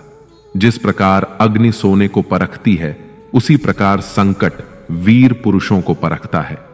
बिना किसी पुरुषार्थ के आप अच्छे फल व सकारात्मक परिणाम की कामना ही नहीं कर सकते। यदि आप धर्म के मार्ग पर चलते हैं तो परिणाम की चिंता किए बिना अपने धर्म का निडरता से पालन करें। श्रीमद् भगवत गीता का 46वां अनमोल वचन यह है कि बीते समय को भुलाकर आज में जीने में ही समझदारी है। आप अपने गुजरे हुए बुरे वक्त को भूल जाओ, क्योंकि अगर आप गुजरे हुए वक्त के दुख में जीते रहोगे, उसके पश्चाताप में जीते रहोगे, तो आज भी आप कभी खुश नहीं रह पाओगे। समझदार लोग जो समय चला गया है उसका दुख कभी नहीं करते। आपका बीता हुआ कल कैसा भी क्यों ना हो, पर उसका प्रभाव आपके आज पर नहीं पड़ना चाहिए। जो भी आपके साथ हुआ उससे सबक लो, शिक्षा लो कि अब यह जिंदगी में आगे नहीं होने देंगे हम, और जीवन में आप आगे बढ़ जाओ। कई बार लोग रोते रहते हैं कि उस इंसान ने मेरे साथ इतना गलत किया, इसीलिए आज जिंदगी में मैं इतना दुखी हूं। लोग कोसते रहते हैं दूसरों को कि उसकी वजह से मेरी जिंदगी में दुख है, उसकी वजह से मेरी जिंदगी खराब हो गई है। लेकिन जब तक आप उसे कोसते रहेंगे, आप जिंदगी में कभी खुश नहीं रह पाएंगे, कभी आगे नहीं बढ़ पाएंगे। जो हुआ, जो लोगों ने आपके साथ किया, उसे आप बदल नहीं सकते, लेकिन आपका आज आप जरूर बदल सकते हैं। कल के दुख से छूटना चाहते हो तो कल में नहीं, आज में जीना शुरू करो। आपको ऐसा एक भी इंसान नहीं मिलेगा जो अपने कल में जीता हो और प्रसन्न रहता हो। सिर्फ वही इंसान खुश रहेगा जो अपने आज में जीता है। कल में जीने वाला इंसान किसी ना किसी पीड़ा से जुड़ा होता है, किसी ना किसी दुख, किसी ना किसी पश्चाताप से जुड़ा होता है। कल में जीना आपकी जिंदगी की सारी खुशियां छीन लेगा। तो जितना हो सके अपने पास्ट को भूल जाइए और अपने वर्तमान में जीना शुरू कीजिए। श्रीमद् भगवद गीता का 47वां अनमोल वचन यह है कि जीवन में कई बार नया शुरू करने के लिए पुराने को पूरी तरह से मिटाना पड़ता है। श्री कृष्ण से कुंती ने पूछा था कि हे कृष्ण, क्यों तुमने इतना बड़ा महायुद्ध करवा दिया? तो श्री कृष्ण ने बोला कि अधर्म बहुत बढ़ गया था और इस अधर्म का पूरी तरह से नाश करने के लिए, एक नए युग को लाने के लिए पुराने का सर्वनाश करना बहुत जरूरी होता है। जब कोई भवन पूरी तरह से खंडहर हो जाता है, बहुत पुराना हो जाता है, तो उसे पूरी तरह से तोड़कर फिर से नवनिर्माण होता है। ऐसे ही आपके जीवन में भी आपको कुछ नया करना है तो पुराने को पूरी तरह से मिटाना होगा। श्रीमद् भगवद गीता का 48वां अनमोल वचन यह है कि जो आपके मुंह पर अपनापन दिखाए और आपकी पीठ पीछे आपको नुकसान पहुंचाए, ऐसे लोगों से दूर ही रहना चाहिए। चाणक्य ने कहा है कि ऐसे लोग उस घड़े की तरह होते हैं जिसके मुंह में तो अमृत लगा है, लेकिन जिसके भीतर जहर भरा होता है। आप जिसे अमृत समझकर पी जाते हैं, वास्तविकता में वो जहर ही होता है। तो ऐसे लोगों को जहर की तरह छोड़ देना चाहिए जो अपनेपन का दिखावा करें और पीछे से हमेशा आपको नुकसान पहुंचाए। श्रीमद् भगवद गीता का 49वां अनमोल वचन यह है कि इस दुनिया में जो कुछ भी होता है, अच्छा या बुरा, वह बिना किसी कारण के नहीं होता और कहीं ना कहीं वह हमारे अच्छे के लिए ही होता है। मित्रों, जीवन में कई बार हमें तकलीफों का सामना करना पड़ता है। तब हमें लगता है कि हमारे ही साथ ऐसा क्यों हो रहा है, लेकिन समय के गुजरने के साथ साथ हमें यह एहसास भी होने लगता है कि जो हुआ अच्छा हुआ। एक बार एक गांव में एक गरीब औरत रहती थी। उसको जब बच्चा हुआ तो वह बिल्कुल स्वस्थ था, लेकिन एक बार किसी दुर्घटना की वजह से उस बच्चे के हाथ की एक उंगली कट गई। वह बहुत दुखी हुई कि मेरे बच्चे के साथ ऐसा क्यों हुआ, और वह हमेशा भगवान को इस बात के लिए कोसती थी कि पता नहीं भगवान को मुझसे क्या दुश्मनी थी जो मेरे बच्चे की उंगली काट दी। समय बीतता गया। उस गांव में एक दिन साधु के वेश में एक मायावी राक्षस आया। वह राक्षस अपनी शक्ति बढ़ाने के लिए बच्चों की बलि चढ़ाना चाहता था।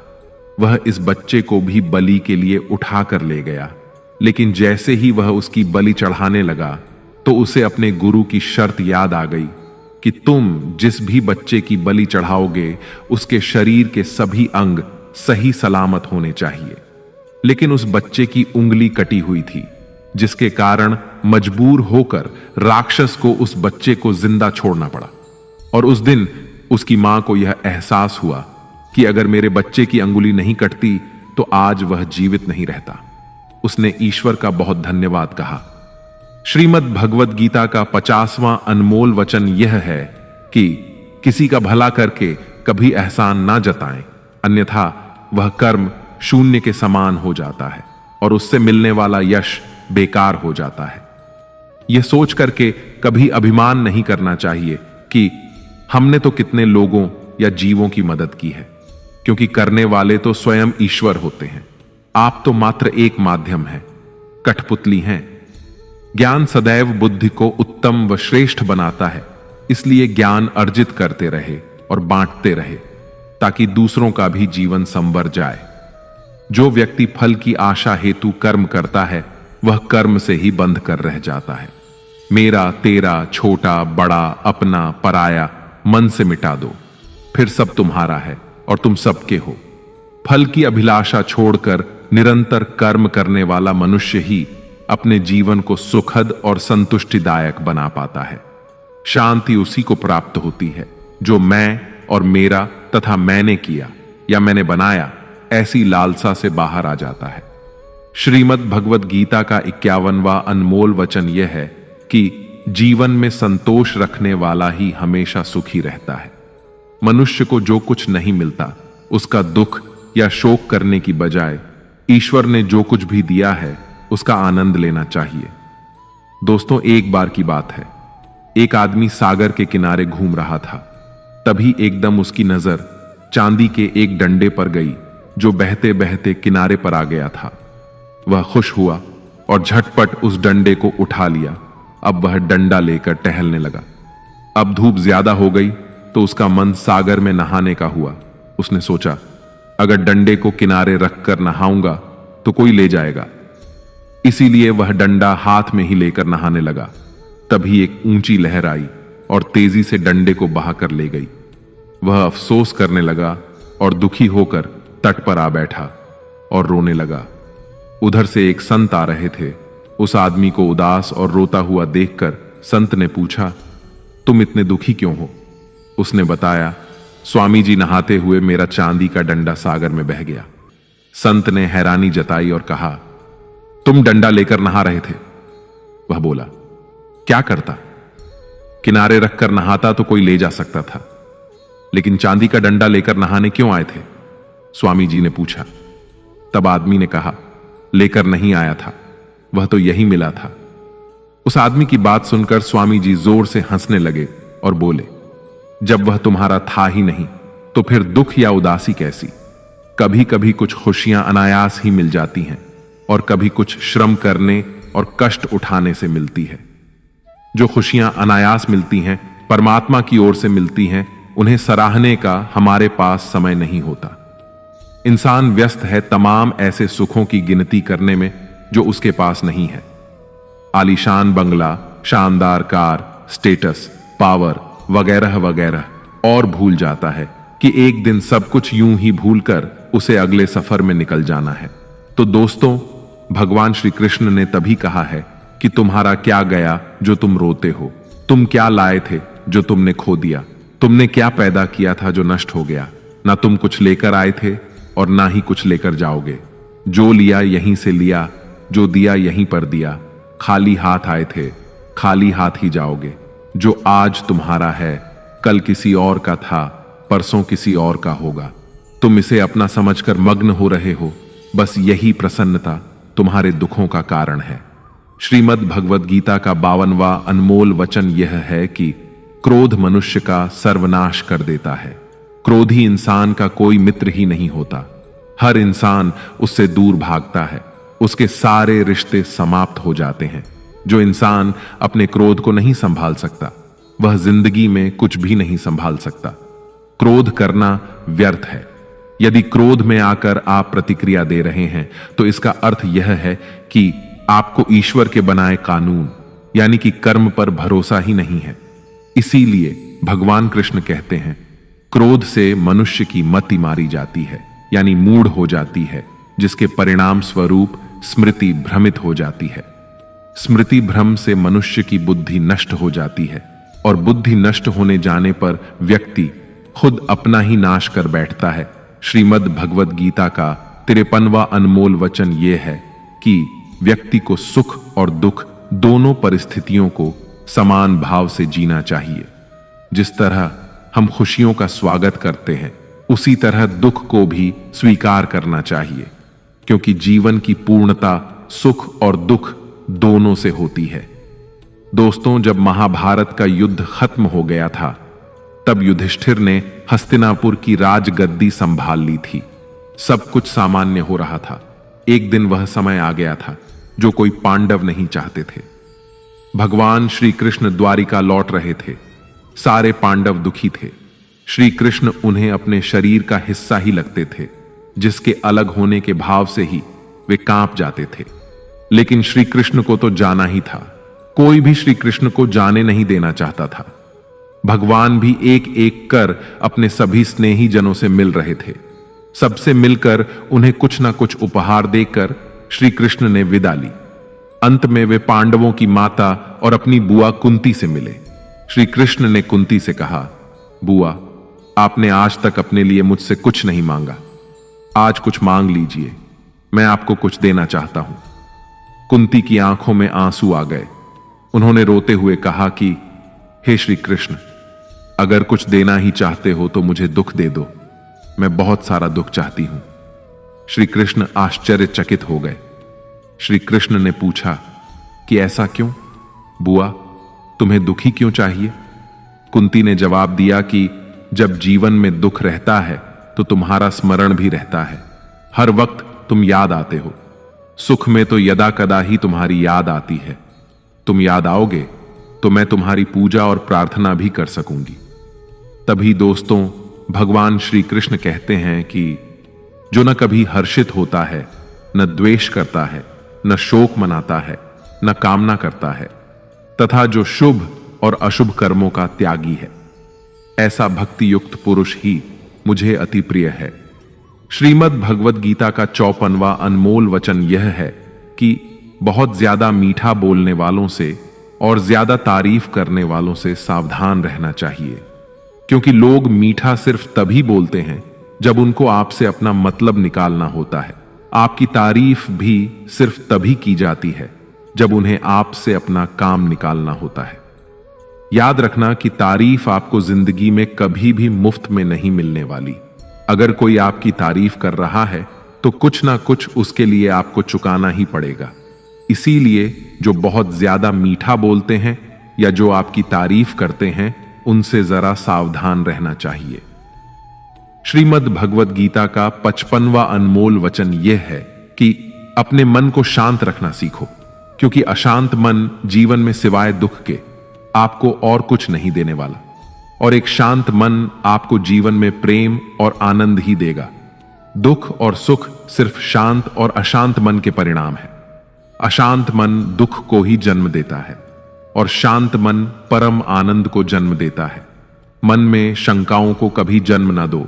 ये शंकाएं मन में गलत फहमियों के पहाड़ बना देती हैं, जिससे जीवन का सुख चैन छिन जाता है।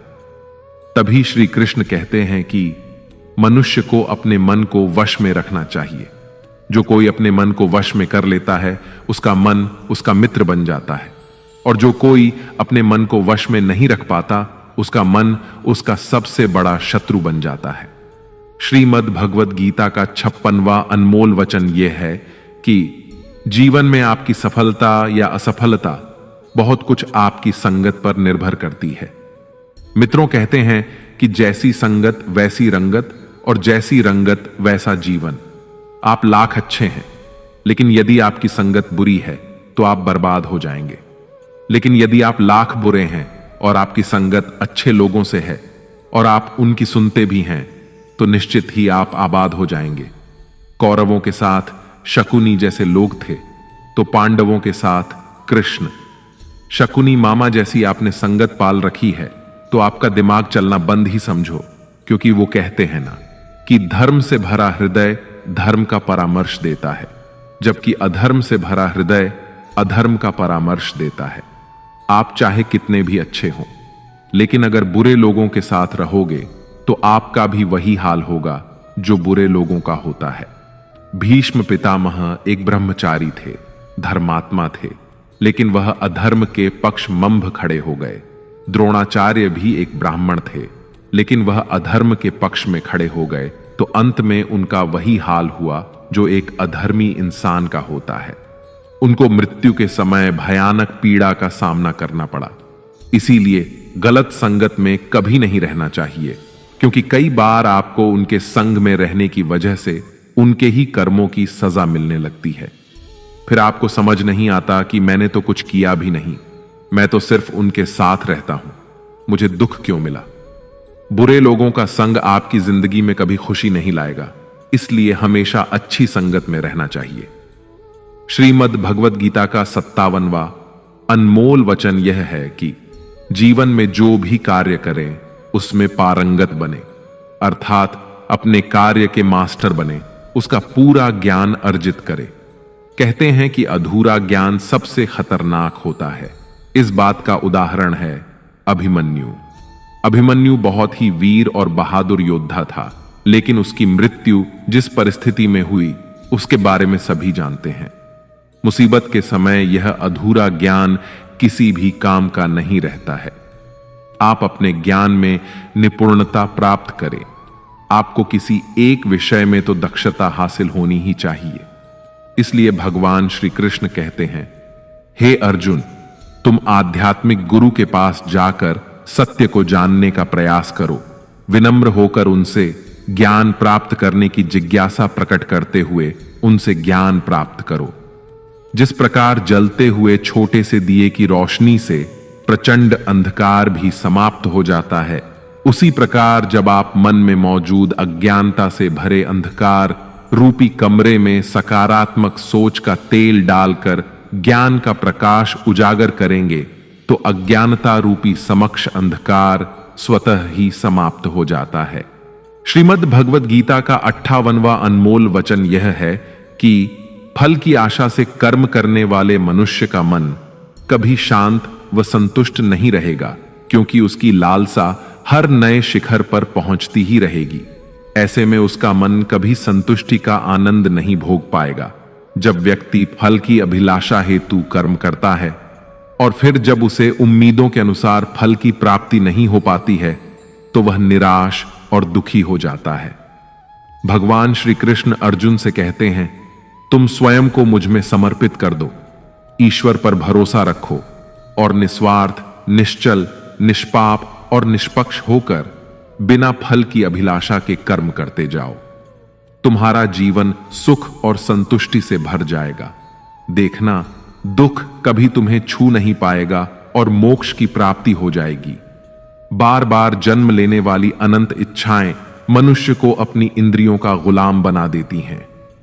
कर्म अच्छा हुआ तो फल अवश्य मिलेगा और कर्म बुरा हुआ तो दंड भी अवश्य मिलेगा। मैं भूतकाल, वर्तमान और भविष्य में होने वाली प्रत्येक घटना के हर परिणाम को देख सकता हूं। इसलिए परिणाम की चिंता छोड़कर अपने कर्म को निरंतर करते रहो। कर्म अच्छा हो या बुरा, वे तब तक पीछा नहीं छोड़ते जब तक वह कर्म करने वाले को फल की प्राप्ति नहीं हो जाती, यानी जब तक कर्म करने वाला अपने कर्म के परिणामों को पूर्ण रूप से भोग ना ले। किसी को समय से पहले और भाग्य से अधिक नहीं मिल पाता। श्रीमद् भगवद गीता का 59वां अनमोल वचन यह है कि हर काम को समझदारी से करना ही योग्य होता है। कई लोग काम तो करते हैं लेकिन उन्हें हासिल कुछ नहीं होता।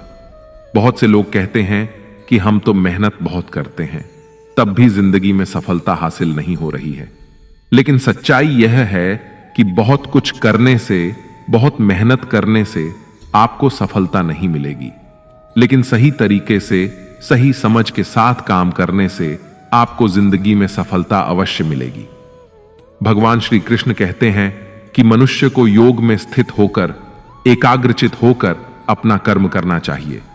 मन को एकाग्र करने से मनुष्य को सही और गलत कार्य में अंतर समझ में आने लगता है, जिससे मनुष्य सही मार्ग का अनुसरण करके अपना जीवन सफल बना सकता है।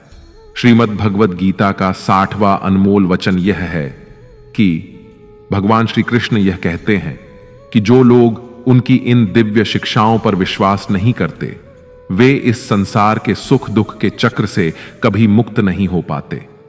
ऐसे लोगों की जीवन यात्रा कुछ समय के लिए खुशी से भरी हो सकती है, लेकिन फिर अचानक कोई दुख आकर उन्हें तोड़ देता है। फिर कुछ समय के लिए खुशी वापस आती है और वे सब कुछ भूल जाते हैं, लेकिन कुछ ही समय में फिर से कोई समस्या उत्पन्न हो जाती है। इस तरह उनका जीवन सुख और दुख के चक्र में फंसा रहता है। लेकिन जो लोग गीता की इन शिक्षाओं को अपना लेते हैं, उन पर विश्वास करते हैं और उन्हें अपने जीवन में लागू करते हैं, वे मानसिक रूप से बेहद सशक्त हो जाते हैं। जीवन की समस्याएं उनके मन पर उतना असर नहीं डालती। ऐसे व्यक्ति हर छोटे दुख में दुखी नहीं होते और न ही छोटी छोटी खुशियों में खुद को खो देते हैं। भगवत गीता का असली संदेश यही है कि हमें जीवन के हर सुख और दुख का सामना कैसे करना चाहिए। यह हमें सिखाती है कि संतुलित मन और धैर्य के साथ हर परिस्थिति में जीने की कला कैसे विकसित की जा सकती है। गीता की शिक्षाओं को मानने वाला व्यक्ति इस संसार के उतार चढ़ाव से प्रभावित हुए बिना शांति और स्थिरता के साथ जीवन व्यतीत करता है। दोस्तों, भगवत गीता में श्री कृष्ण कहते हैं कि जीवन का एकमात्र उद्देश्य परोपकार और भक्ति करना है। जरूरतमंद की निस्वार्थ मदद करना है। जो व्यक्ति निरंतर और अविचलित भाव से भगवान के रूप में मेरा स्मरण करता है, वह मुझको अवश्य ही पा लेता है। कोई आपके साथ बुरा करता है तो आपको उसके लिए चिंतित नहीं होना चाहिए, क्योंकि कर्म और समय उसका हिसाब खुद ही कर देगा। जीवन में वही मनुष्य संतुष्ट रह सकता है जो कम से कम में भी खुश है और अधिक पाने या होने की लालसा नहीं रखता। प्रेम पीड़ा नहीं देता, बल्कि ऐसे इंसान से प्रेम करना पीड़ा देता है जिसे आपके प्रेम की कद्र नहीं होती। तो प्रेम सिर्फ उसी इंसान से करे जिसे आपके प्रेम की कदर है। जहां आपको यह एहसास हो जाए कि आपके प्रेम की, आपकी भावनाओं की कदर नहीं है, वहां से आप कृपया करके खुद को दूर ही रखें। मित्रों, आशा है आज के इस वीडियो से आपको कई प्रश्नों के उत्तर जरूर मिले होंगे और आपको हमारा यह प्रयास अवश्य पसंद आया होगा। आपसे अनुरोध है कि आप इस वीडियो को लाइक करें और अपने अधिक से अधिक परिजनों के साथ इसे शेयर करें। अगर आप हमारे चैनल पर नए हैं तो चैनल को सब्सक्राइब करके घंटी को ऑल पर सेट कर लें और कमेंट बॉक्स में जय श्री राधे कृष्ण लिखकर परमात्मा को अपना आभार और प्रेम व्यक्त करना ना भूलें। जय श्री राधे कृष्ण। राधे राधे।